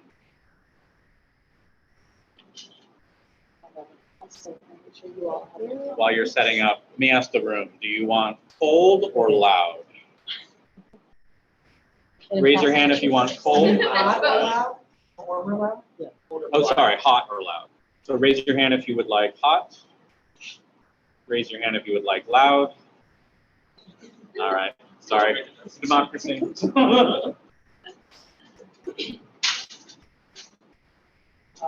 Well, this means I don't have to use my teacher voice, so I guess. Okay, I will still use my teacher voice, not a problem. Good evening, everyone. Thank you for spending such an amount of your time this evening, and that you stayed. I was like, I hope people stay for my presentation, so thank you for doing that, and hi to everyone who is online as well. Still 17 people online. Yeah. Amazing. My name is Andrea Zimmerman. I am the administrator of the Advanced Technical Center, which is operated by the Office of the State Superintendent of Education, also known as OSSE. I'm so excited to be here to introduce myself because I am about to be a new neighbor. I am a DC resident, but I don't live in Ward 5, unfortunately. So additionally, I want to acknowledge Sherry Vincent, who is wonderfully helping me get some boards set up as well for you all to get a glimpse of what is to come over the next month. And she is with the Bennett Group and is working with the Department of General Services to rehab that building at 1709 3rd Street Northeast. Additionally, Clifton Martin is our State Director of Career and Technical Education. He did have to leave to catch a train, but he sends his regards, and his business cards also I just passed out to you. And for the commissioners who are online, we'll make sure to get you all that contact information as well. But I want to tell you a little bit. I was killing time for the events to finish. So, but I want to tell you a little bit about the Advanced Technical Center. We are a 2-year dual enrollment center for students who are in high school starting as early as the 9th grade and can complete their pathway start that pathway, as late as the 11th grade as well, because it's 2 years. We want to make sure they have time to finish that program. But it is a centrally located facility for students in DCPS as well as the public charter school system to be able to come to a central location to engage in these career-focused programs. We have 2 pathways at our center, that is cybersecurity and general nursing. We partner with Trinity Washington University for our nursing program. As you all know, they have an amazing School of Nursing. They've been such wonderful partners. We opened our doors last year, and it was because of them. We've already been in the neighborhood for a year at Trinity, but this year get to move into our building down the street. Our cybersecurity partner for this year is the University of DC, that has a new bachelor's program in cybersecurity, and all of these courses that students will take allow them to get advanced standing in, once they are graduating high school and going on into post-secondary pathways, as well as the workforce. And so with that, we do have a presentation. I think it was linked. I don't know if it's showing or not. Not a problem if it's not. But the reason why we It was included on the agenda, so there's a link from the agenda on our webpage. Yes, thank you. So the reason why we opened the ATC really is because we know that, especially students and families, when they're making that choice about where they want to go for high school, there's a lot of reasons and choices to be made. And some of that includes what programs are offered. But we also know that sometimes it might be your neighborhood school that you want to go to, or your siblings that go to those schools, right? And so by offering the ATC, students from all over the city can leave their high schools, come to our center. They come 5 days a week for 80-minute periods to engage in these courses in cybersecurity and nursing. And they are also able to then go back to their high schools, or depends on what session they take. We have 3 sessions a day. But the point is they're able to stay enrolled at their home high school while also engaging in these career-focused programs and earning early college credit for free. Very important, tuition free for these students, and earning industry credentials and doing internships. So it's a whole package deal, and it's really I will say, is being in education for the last 10 years, it's been something that's been just so rewarding to be building for the students of DC. So we opened our doors last year, like I said, at Trinity, and we're going to be reopening our doors on August 29th is our first day. You will see, some different changes in the neighborhood, I'm sure, as our transportation that helps bring our students from their home high schools to the center will be, rolling up to the center, being able to drop students off so that they can, be able to engage in our programs. Additionally, we have was really important to us if we are removing access and equity barriers for our students to engage in these programs. We wanted to make sure that dual enrollment was tuition free. They're not paying a dime. The second part of this is that there's not a GPA requirement as well, right? Really trying to remove as many barriers and really open up access for students. Additionally, for our schools, it gives them an opportunity to open these opportunities to students without themselves having to make a choice between which programs they're going to fund, and with their limited dollars, what other programs they're not going to be able to fund. So we really see it as kind of a win-win for everyone, and we hope also that the community will see it as a win-win as well. So with that, I will just say we chose cybersecurity. All of our programs, we really look at the labor market data to make sure, are we providing programs that will also be helping to keep our economy strong, our workforce well prepared, and really benefiting everyone. And so, of course, we are the nation's capital. So immediately we're thinking cybersecurity, and we're thinking of course, maybe the Pentagon or the local and federal governments, but also our healthcare establishments, right? Prime Day just happened. We also want to make sure that our online transactions are just as safe, our online banking. And so that's really what we're looking at with cybersecurity. We have fashioned what we're calling like a cybersecurity jewel box in the building. You'll see as soon as we get the boards up. If you stay to the end, maybe I'm enticing people to stay to the very end to look at these boards. But we actually have a siloed network because we are, of course, obviously we're the DC government, so I can't have my students taking down the government internet. But we have a siloed network where they get to actually learn how to release a virus, contain it, and all those different things. We'll also have industry experts really pouring into these spaces as well, of mentoring students, really being able to even guide them as well alongside our college professors that are teaching these students. On the healthcare side of things, of course, I think we just came out of the pandemic, so we really remembered why our frontline health workers are so important. Our general nursing program, like I said, all of our 4 courses that students take, they transfer to the School of Nursing at Trinity, and we're working on other articulation agreements as well. But really the opportunity to build a strong pipeline of students going into our local healthcare economy was just such an amazing opportunity. By the end of this program, students will have the opportunity to earn the Certified Nursing Assistant credential, and then continue to go up the ladder from there. And I will pause actually here to also say, in our building, for the nursing side of things, we also have, we are hoping to plan a community open house, so TBD on the date, but we will make sure that we put that together, but it is in the works. But that we really want to, also emulate our workplaces. So along with that siloed network and the jewel box that we talked about on the cyber side, on the healthcare side, we also are going to be when you are in the building, you'll see, oh, this feels like a hospital, right? We really want to be kind of mimicking what the workplace is looking like for students as they're in a nursing skills lab and learning all of those pieces. We right now only occupy the second floor. So if you've probably been by and been watching it from afar as it starts to transform, we're only on the second floor right now. We hope in the future to be able to expand into the first and third floors, and then with some time the fourth floor, but there's some remediation that has to happen at that level. We do hope on the first floor to be able to partner with a local employer, particularly in the healthcare space, to be able to open a community clinic or something like that in that space.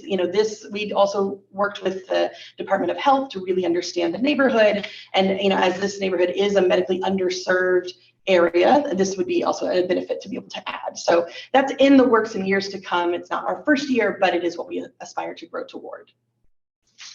And then finally, as I said, because I'm sure you're thinking, oh, okay, it's me sessions. I heard my seatmate back here asking about commuting. So maybe wondering how this will impact traffic. But we do have 3 sessions a day starting at 8:30 in the morning, 8:25, excuse me, until 9:45, and then we'll have a mid-morning session as well. And then our afternoon session will be 2:40 to 4 o'clock. We are also working with the Department of Transportation to create some parking spaces in front of the building and on the sides in order to make sure we're not blocking 3rd Street. We're very cognizant of that, so we're doing our what we can to make sure we avoid those things. As I said, classes are 5 days a week. Students are with us for 2 years, and our target enrollment in just under a month at this point almost is 200 students. So. I'm happy to answer any questions that you all might have. Any questions from any commissioners? Commissioner Sani. First off, thank you for giving kids an outlet that could be exciting and interesting to them. I think what's important, as we've talked to DPR and everyone else, is a diversity of choice. We can't assume every kid wants to just play football or do chess club. We need to give them a range of options so they have things to show them a way forward and a way to kind of make a life for themselves in the world. I did have a question about, so how does the application process for this program work? Like, what are the criteria you look at with students who apply? Obviously, we're happy that Edgewood and Eckington is a location for something, especially as you maybe move forward towards clinical services.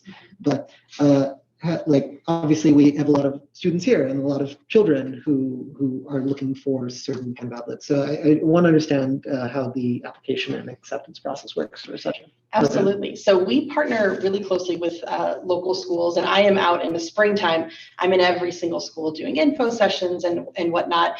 We also worked with DPR this year to do a presentation to some of their after school programs too. But we have to work really closely with schools because this is actually a part of their school day. So if they have 4 classes in a day, I'm one of their classes. And so we've got to make sure that it fits in their schedule. Because I will not be the reason that a child doesn't walk that stage for graduation, right? And so it is this delicate dance, but we're very intentional about not having a GPA requirement. And really the only other limiting barrier is you need to be in the 9th to 11th grade to start the program. Sometimes students, they get ready by that senior year, but unfortunately for us, because it's a 2-year program, that is a limit we have. At this time, because we're so new, we actually have had the great fortune of not needing to have any further limiting criteria. And if we did, we would make sure to keep an equity lens on that to make sure that we're not creating unnecessary barriers to selection. But right now, so last year we had 96 students enrolled. This year, 200 is our goal. And we are comfortably within those targets right now to a point that we don't need to have any other exclusionary limits on the application process. Other questions from commissioners? Commissioner Anderson.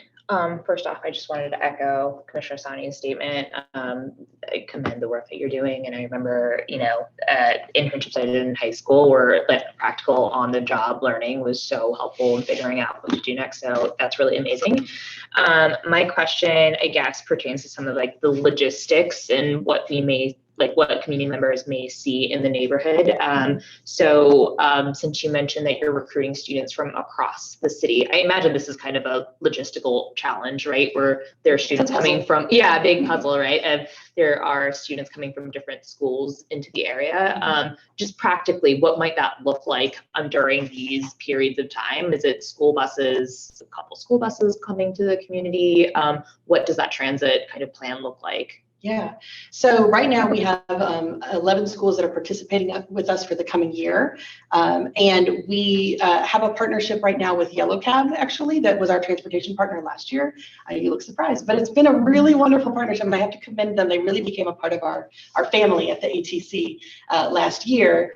And so, but we have, because of that diversity of schools, a lot of our numbers from schools are fairly small. So actually that Yellow Cab partnership works. But that is also why, do you want to speak to the Department of Transportation piece at all? This is Sherry again, I'm sorry. I'm deferring, but she's been really leading this work on the transportation, because I know that 3rd Street, is probably a question. Right, so we want to make sure that however this works is going to not impact the community negatively. So we have hired a transportation engineer who has done a traffic management plan, traffic study. We're actually going to receive that final study tomorrow. That goes to DDOT, and DDOT then works through that and will, present us with a proposal for the way in which we would have students come and go. Handicap spots perhaps on the side street to the right-hand side of the building. And then just help us work through what that looks like on those 3 times a day when the different sessions begin. And so we're hopeful that that's going to, to make it possible to not have that negative impact, especially during early commuting times and at the end of the day as well. But hopefully we, if there is any issue, and you'll certainly let us know, and then we'll make adjustments as necessary, and welcome any suggestions or comments as we go. So the other place where you'll see some. Sorry, I just need to Yes, interrupt for a piece of business. Yes. We've hit 9 p.m., which was our stated adjournment time. I move to extend the end time of the meeting to 9:30 p.m. Seconded by Commissioner Anderson. Is there any objection? Without objection. Sorry, continue. Wonderful. So along with cars, the other place where you'll probably see some other traffic would be foot traffic. Our students who are arriving in the morning session may be coming from the Rhode Island Metro or the NOMA Metro and then taking the MBT up. It's such a wonderful walk. I'm so excited. I was like, I'm jealous of this wonderful walk that you have. And so you might see that in the morning session or in the afternoon, again, around that 4:30 window as they're traveling back to be able to go home. Other questions? Commissioner Galvan. Yes, no, I just want to echo what others, this is fantastic. I'm really excited to have you in the community as well, as opportunities. And yeah, the Metropolitan Branch Trail, the nice walk, which I do daily, and I see tons of people out, is a great access way, whether it, electric bikes or, kids love to ride those, as we constantly see in the community. I'll also plug that maybe your engineer can also look at permanent safeguards from vehicles having to enter onto the Metropolitan Branch Trail, especially at R and S Street. We've seen lots of vehicles come onto that, and it's quite dangerous and scary. So if there's a way we can build permanent bollards that really prevent that, there's been some work done, but it's nothing that would prevent something like that. That would be great. And then the other thing I'll notice is on the back half of that building, there seems to be certainly lots of graffiti that's common in the neighborhood, but there's a DGS portion of the building that constantly is trashed on that backside. And if your team has any ability to really make it nicer for the community so that students don't feel like they're coming to a dumpy area, that they feel excited about being here, that would also be wonderful. So, and I know we've engaged a lot of others, and I'm sure some of the commissioners here as well, but if you have an opportunity, there might be better engagement, but really supportive of that. So thank you. Absolutely, thank you. We'll take that back and also talk with DGS. It is a shared space in that way, because I think that's their part of the building, but we will certainly relay that back. Thank you. Any questions from members of the public? Oh, quite a few. All right. 1, 2, go right ahead. You can give your name and if you'd like, where in the neighborhood you live. Sure. Lily Roberts. I live in SMD1 at 6th and Franklin Northeast. I would love to hear a little bit about the gender dynamics of the two occupations that are selected, particularly regarding the fact that with the articulation agreement, it sounds like you have Trinity has about 4 times the sticker price of UDC, and as an all-women's, historically all-women's college, I'm curious to hear about how you are thinking about providing a lower cost option for an associate's degree of nursing, perhaps at UDC, rather than slotting women who have faced the prospect of making less over the course of their lifetimes into a higher student debt or higher tuition burdened space. I really appreciate that question. I will also note that actually Trinity now does have co-ed offerings, yes. and it's actually not something I was aware of until we entered this partnership with them in their evening classes.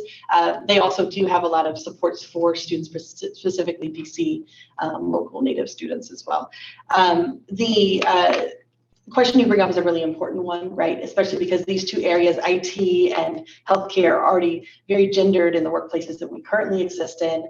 So this is actually something that we do a lot of in our outreach and recruitment, and we look to do more, especially now that we have our space, to be able to, at the very beginning of someone's presentation, they talked about a middle school career exploration, right? That's also something we're looking to do, is holding some summer offerings that get students in, lets them experience, right? Very often as you get to experience those things, you see yourself doing those things, right?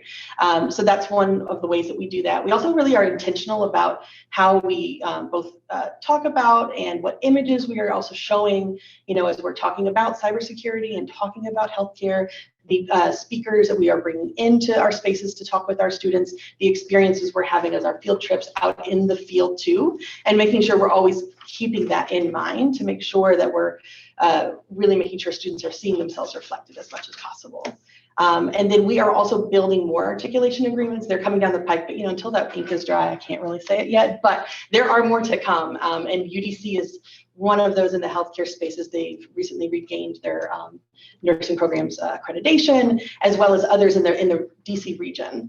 And that goes for both our cyber and our healthcare programs. So more to come, and we're really excited about that. And is there, sorry, to ask a follow-up, is there space within the school to help folks navigate tuition assistance and things to sort of bring that sticker price of like $28,000 at Trinity, I just looked up, down to something that they're going to be able to navigate? We're hopeful that we can also build some scholarship opportunities through these partnerships that we will have.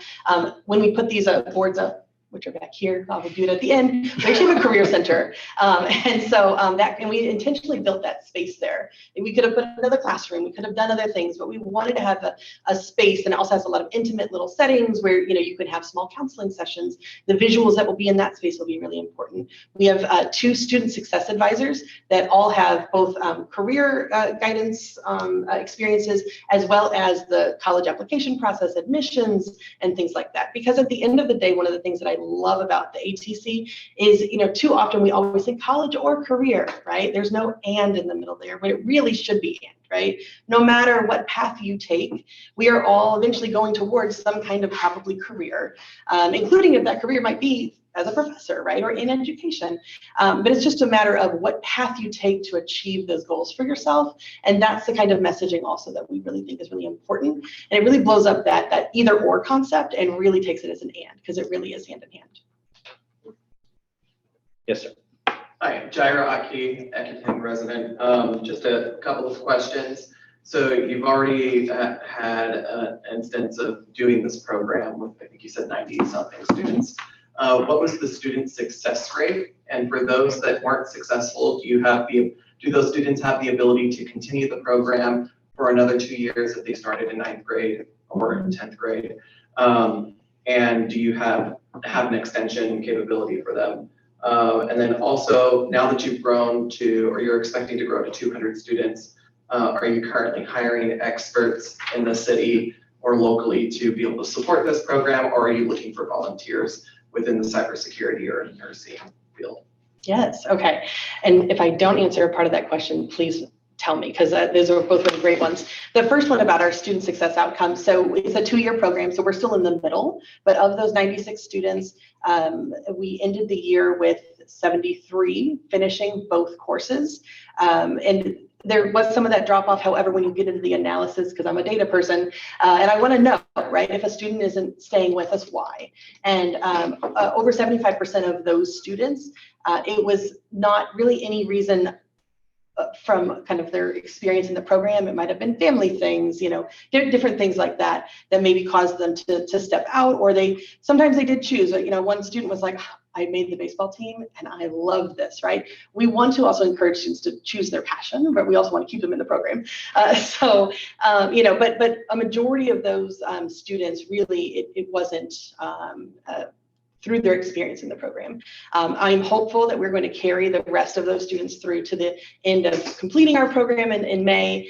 And we're definitely taking some of those lessons learned. One of the things that actually was an issue that we then put an intervention in for was some of our students who live in Ward 7 and 8, you know, come November, December, it's dark, right? When we're leaving class at 4 o'clock. And so we put a transportation intervention in place to help those who were concerned about making that travel back, sometimes having a long walk once they get off the metro, right? To be able to get home safely. And that helped to retain some students who otherwise were in kind of a rock and a hard place. So those are things we're always looking at and really having that mindset. And your second question was a great one about volunteers who want to maybe help us, right? So we are hiring instructors who have industry experience as well as, you know, of course, collegiate experience, because our partners are universities. So they have some of their own requirements, we absolutely want more volunteers, especially those who have IT experiences or healthcare experiences, to be able to pour into our students and pour into our programs. So I would love to exchange info if that's what you're looking for. All right, let me do a question from online. Sam from Councilmember Parker's office, and then we'll continue with people in the room. Sam? Hello.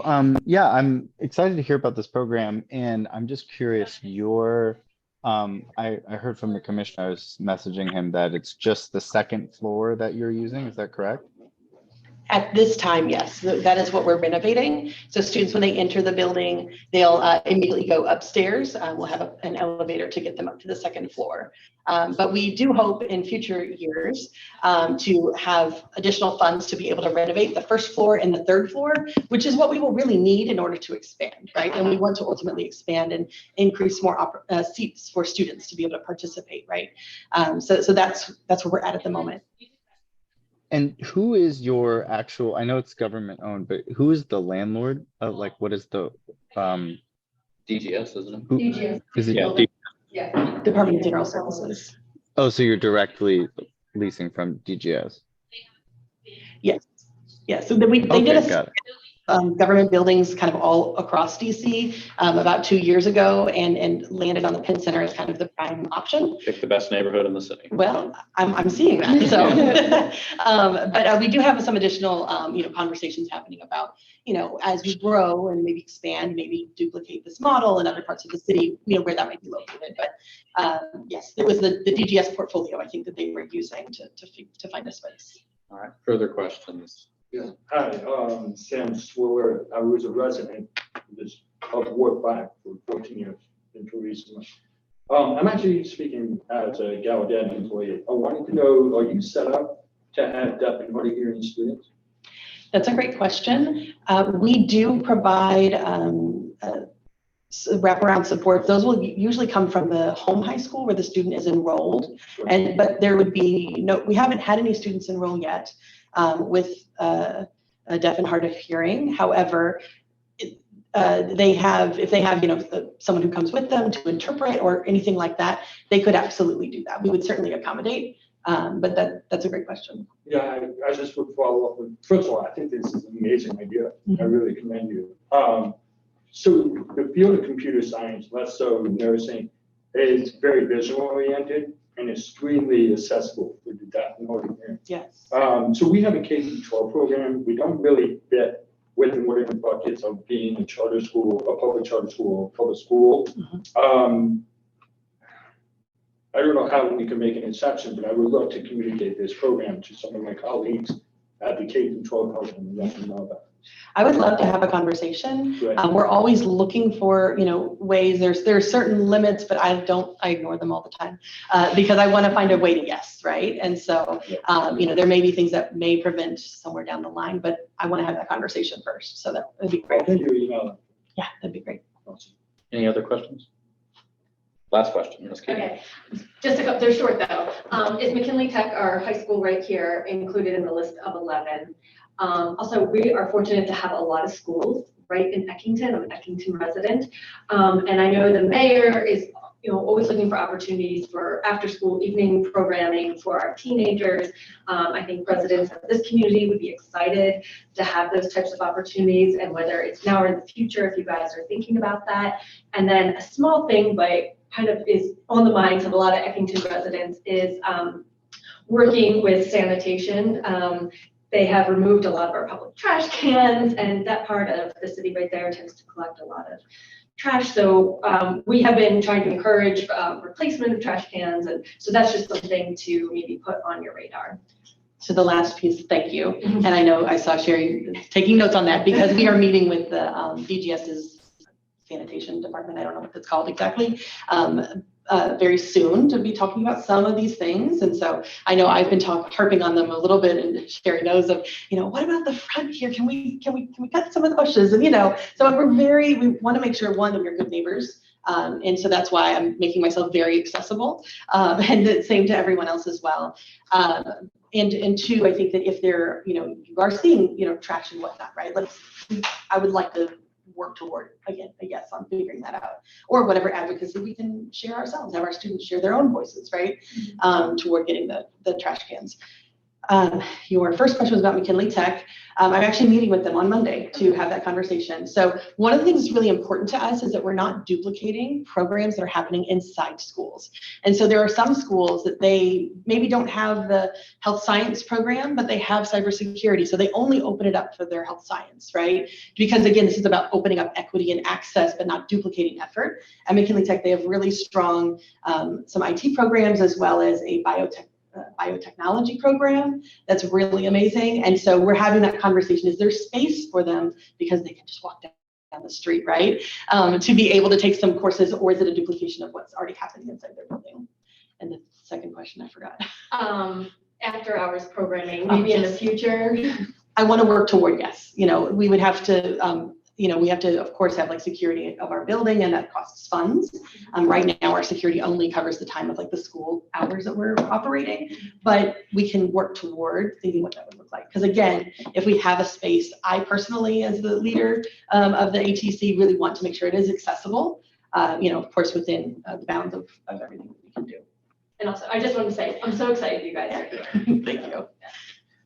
All right, last question, Commissioner. A really quick comment, just because I know that DDOT, you mentioned that DDOT's doing the study, and I heard the 2 metro stations called out, but it occurs to me that there's actually a bus stop right on that corner, and the city is doing kind of the better bus study and everything like that, and 200 students coming into the neighborhood is, I think, a significant population, right? So just if it makes sense to make sure that that is incorporated as part of the better bus study, I think that would be great.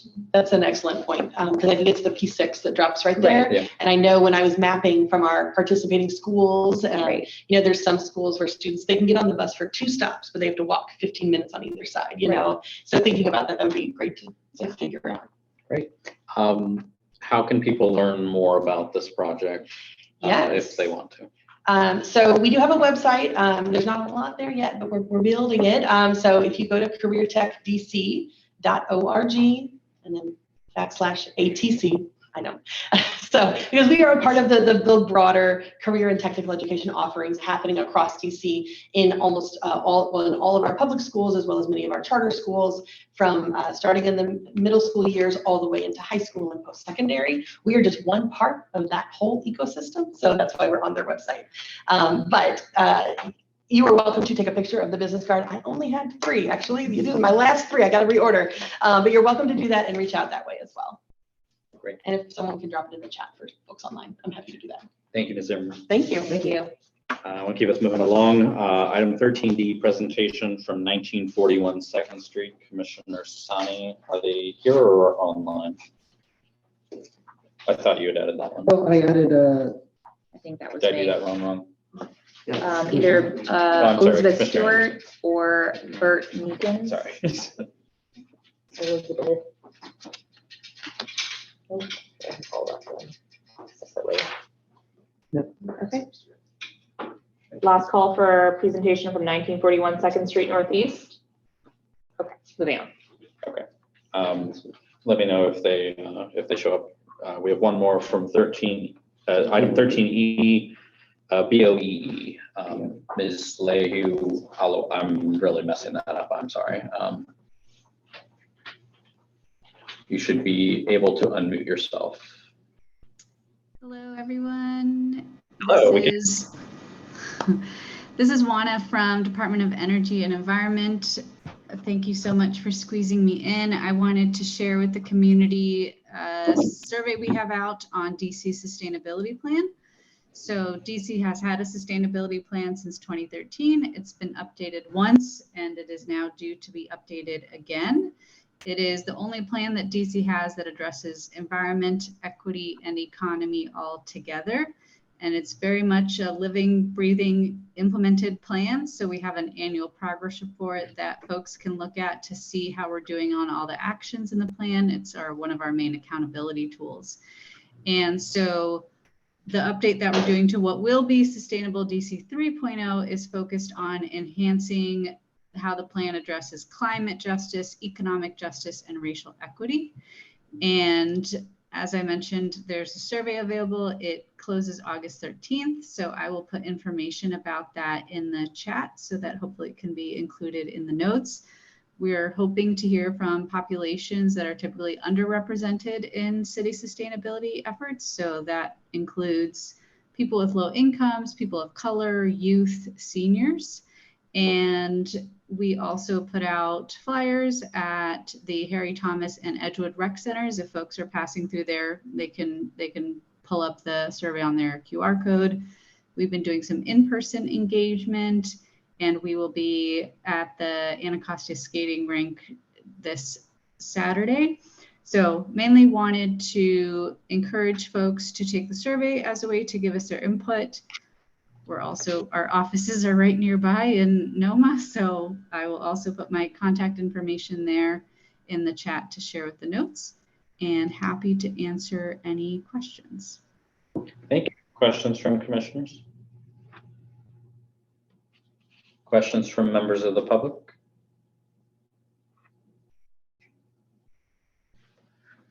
Could you give just one last time the address, the web address for the survey? Yeah, so the main website for the Sustainable DC plan is sustainable.dc.gov. And if you scroll down, there's a link that's called Plan Update, and that'll take you to the page all about the update, which includes the survey. So the URL for the survey would be, I don't know, weird to give out verbally, so I will include it in the chat. Thank you. Thank you for being here tonight. Thanks for squeezing me in again. Appreciate it. I'm glad we were able to do that. Any word from your, no, okay. That concludes other reports or presentations. Next item is appointments to committees or task forces. Let me read them out just so everybody has it in front of them. Alcohol Licensing Committee, David Perez. Public Safety, Health and Community Engagement Committee. Is it Jaira Aki? I'm gonna remember that. Daniel Aaron Price, William Hensley, Tara Rial, Holly Rogers, Stephen Sibler, and Staven Shaw. That was the name that Commissioner Galvan added. Transportation and Public Space, Gordon Chafin, Nick Frazier, and Mark Hamala. Zoning and Development Committee, Reed Asselby, Joe Bishop Henchman, Satiq Gunn, JJ Manser, Cynthia Shee, Tobin Stone, Kyle Svingnen, and then not Carl Werner, he took his name out. Library Task Force, Erica Bickford, Stephanie Kleinsmith, Jason Crichton, Lily Roberts, Elena Smith, Michelle Woody, and Alexa Basara. Just to get us started, I will move that we adopt all of those committee appointments en masse. And then if any commissioner wants to pluck one out or pluck or do it in a different way, they can make that motion. But I'll start by moving that we adopt them all en masse. Is there a second? A second. Seconded by Commissioner Sani. All right. Is there objection or any motions that any commissioner wants to make on appointments? Going once. Going twice. All right. Is there, we do this as, just to be on the safe side, I'm gonna do this as a roll call. Sure. Okay, Commissioner Anderson votes aye. Commissioner Bishop Henchman. Aye. Commissioner Galvin. Aye. Commissioner Hurst. Aye. Commissioner Pinckney is not present. Commissioner Sani. Aye. Commissioner Williams. Abstain. Abstain. Okay. Five, as for a vote of 5-0 to 1, this motion passes. All right. Congratulations to all. Oh. Good, we're on time. Congratulations to all who were appointed, and you'll be hearing from us soon on helping us do the work of the commission. Item 14F is the selection of the ANC 5F member of the DDOT North Capitol Street Community Advisory Committee. I added this item, so I'll just speak to it very briefly.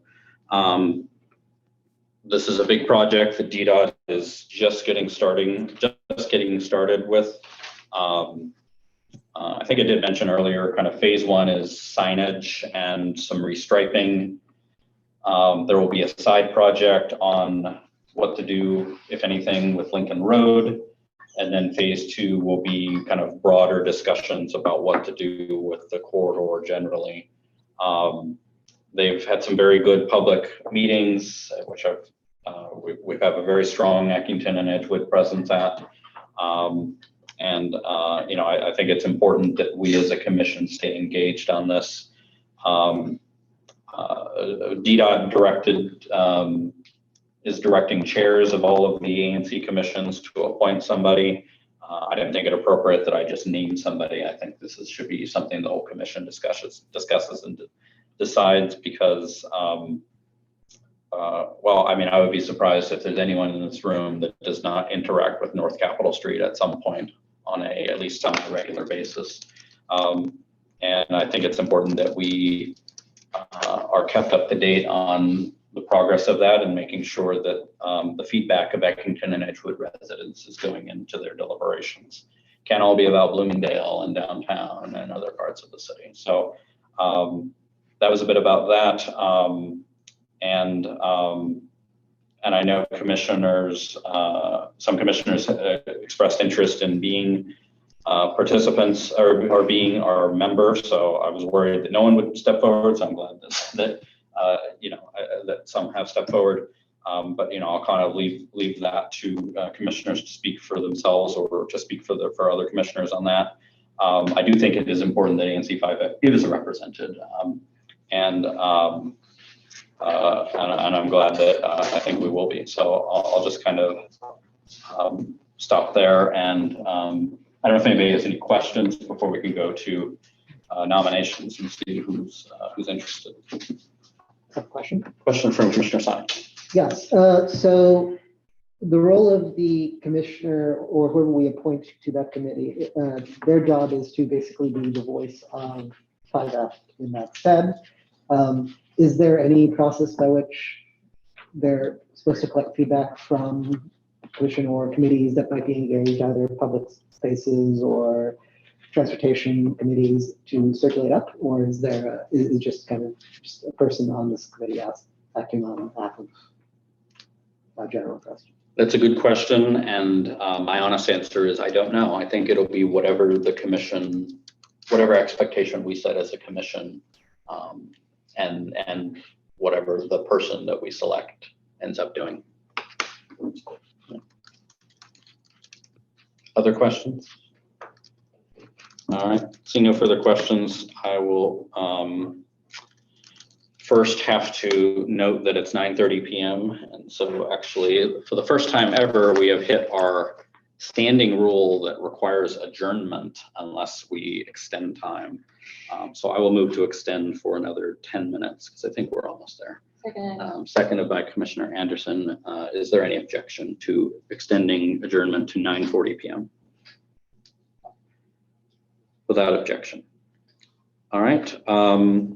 I guess next we would open it up to nominations. If anybody would like to nominate anyone to be the ANC 5F member of the DDOT North Capitol Street Community Advisory Committee. Floor is open. Is this an opportunity where I self-nominate? You may. Commissioner Galvan, you're recognized. Yeah, let me talk a little bit about why I'm interested in this particular position as a CAC member. So I've been working on the North Capitol Street Deck Over Steering Committee for the past 4 years, which is different stakeholders or different community members, both commissioners and former commissioners from ANC 5E and also some of this area and members of the Bloomingdale Civic Association as well, to talk through and engage with DDOT on all of the related things that need to happen on North Capitol Street. And there are a lot of safety issues. There's a lot of challenges just logistically from that space. And I've been meeting in some cases bi-weekly, other cases monthly for the past 3 or 4 years. So I've been pretty dedicated because I think we have tremendous opportunity here to really transform North Capitol Street and make it better for both residents along it and businesses that are also in that area. I currently believe that there's a lot of community engagement that needs to happen on this, and because it affects a lot of people. To your point, Commissioner Bishop Henchman, it's everyone drives it. I drive it often. I ride my bike often. I walk it. I run it. What's that? Or worse, walks it. Or walk it. Yes. You know, the intersection of Rhode Island Avenue is just as bad as, you know, Florida Avenue and all the way up. And really, I really think a bold direction is needed and really substantially transform this corridor. Whether it's, you know, putting everything underground, you know, if we look at South Capitol Street, you know, all of the hundreds of millions of dollars that has gone into that particular neighborhood. But I also agree it needs input from neighbors and real engagement. So I'm throwing my hat in the ring because I think it's really important to be part of this. I know the CAC has not met. I think it's met twice over the past year, but I think I'd like to represent community members, and I'm open to all thoughts and understanding of the different perspectives, because there are lots of them on how we can make it safer and better for everyone. So I just wanted to put my two cents in as I throw my hat in, and open to answering any questions from anyone. Thank you. Well, I hold on that. Commissioner Galvan is nominated. Are there further nominations? I don't have a nominations. I just got a statement.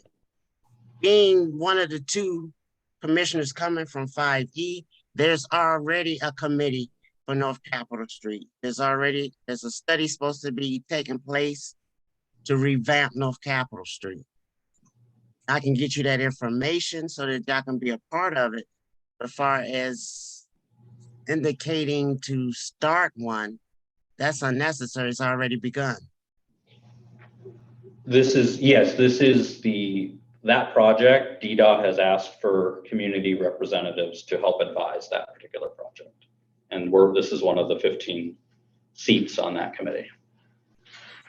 So just put somebody in the seat. That's what we're doing. Because what it sounds like is like they're trying to do the committee to do the study and all of that. That's already in process. No, I understand. The DDOT said you can just name somebody, Joe, and okay. I wanted it to be a 5F decision, not a Joe decision. Okay. Further nominations? I'll also make a quick statement. I assume that this also means that other people can sit in on meetings if requested and take part in those deliberations if needed, correct? I think they're gonna be having a lot of public feedback Right. on this, and the day after the Wendy's was demolished, I got more feedback on that project than I've had in 5 years of meetings, which was frustrating to me. And like, there are people, and I would probably include myself in it, that thinks that that project maybe could be a little more ambitious than it did. And Carla, give me a call, please, ASAP. And that it would have been good if that feedback was given before construction began and not after. So, this is something that is before construction. So I hope every member of the community that has an opinion on what North Capitol Street should be like will give an opportunity to give feedback. And hopefully our 5F person can help keep us in the loop on that. So just for the record, this 5F person would be someone who is consistently at all the meetings corralling feedback for 5F, not necessarily just the one representative from 5F. I believe so. So yeah, no, there'll be a lot of people at this meeting, and hopefully I imagine there'll be public meetings, but that's DPOT's call, right? Not ours. Right. All right. Not hearing any further nominations, so I'll move to close nominations. Seconded by Commissioner Sani. Is there any objection? All right, seeing none, with only one nominee, Commissioner Galvan, congratulations. You are our representative. I believe that concludes all business other than announcements. Am I wrong on that? Is there any business that anybody has? All right. Thank you. Sorry, was that somebody? Just thank you. Oh, yes. All right, we will do announcements. I guess I'll go alphabetically. Commissioner Anderson. I pass. All right, I also pass. Commissioner Galvan. I just want to quickly say thanks to Jaira and Daniel and Lucas Habowski from the Public Safety, Health, and Community Engagement Committee.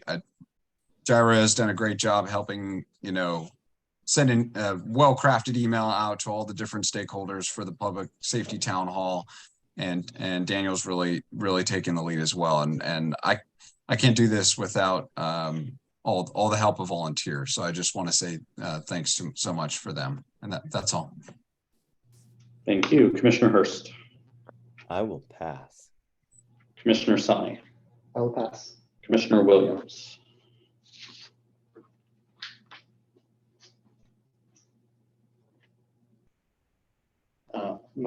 You are muted currently, Commissioner Williams, if you are. All right. Okay, I'm on mute. Okay, sorry, Commissioner Williams. All I had to say was this past weekend we had a chess tournament down at Bryant Street and it was a success. So we're planning on bringing it back next year. It was huge. It was huge. And my baby's from 4 years old won a trophy. He won a match. He won it. I can't think of how to say his name again. But he won a match and he got his little trophy and he danced all the way to the car. But yes, we're bringing things like that to the community. So stay tuned for more. Stay tuned for more. All right, it is 9:39. We can wait a minute, or I can move to adjourn our meeting. Is there a second? Second. Seconded by Commissioner Anderson. Is there any objection to adjournment? Without objection, our next meeting will be September 26th. Thank you all for joining us.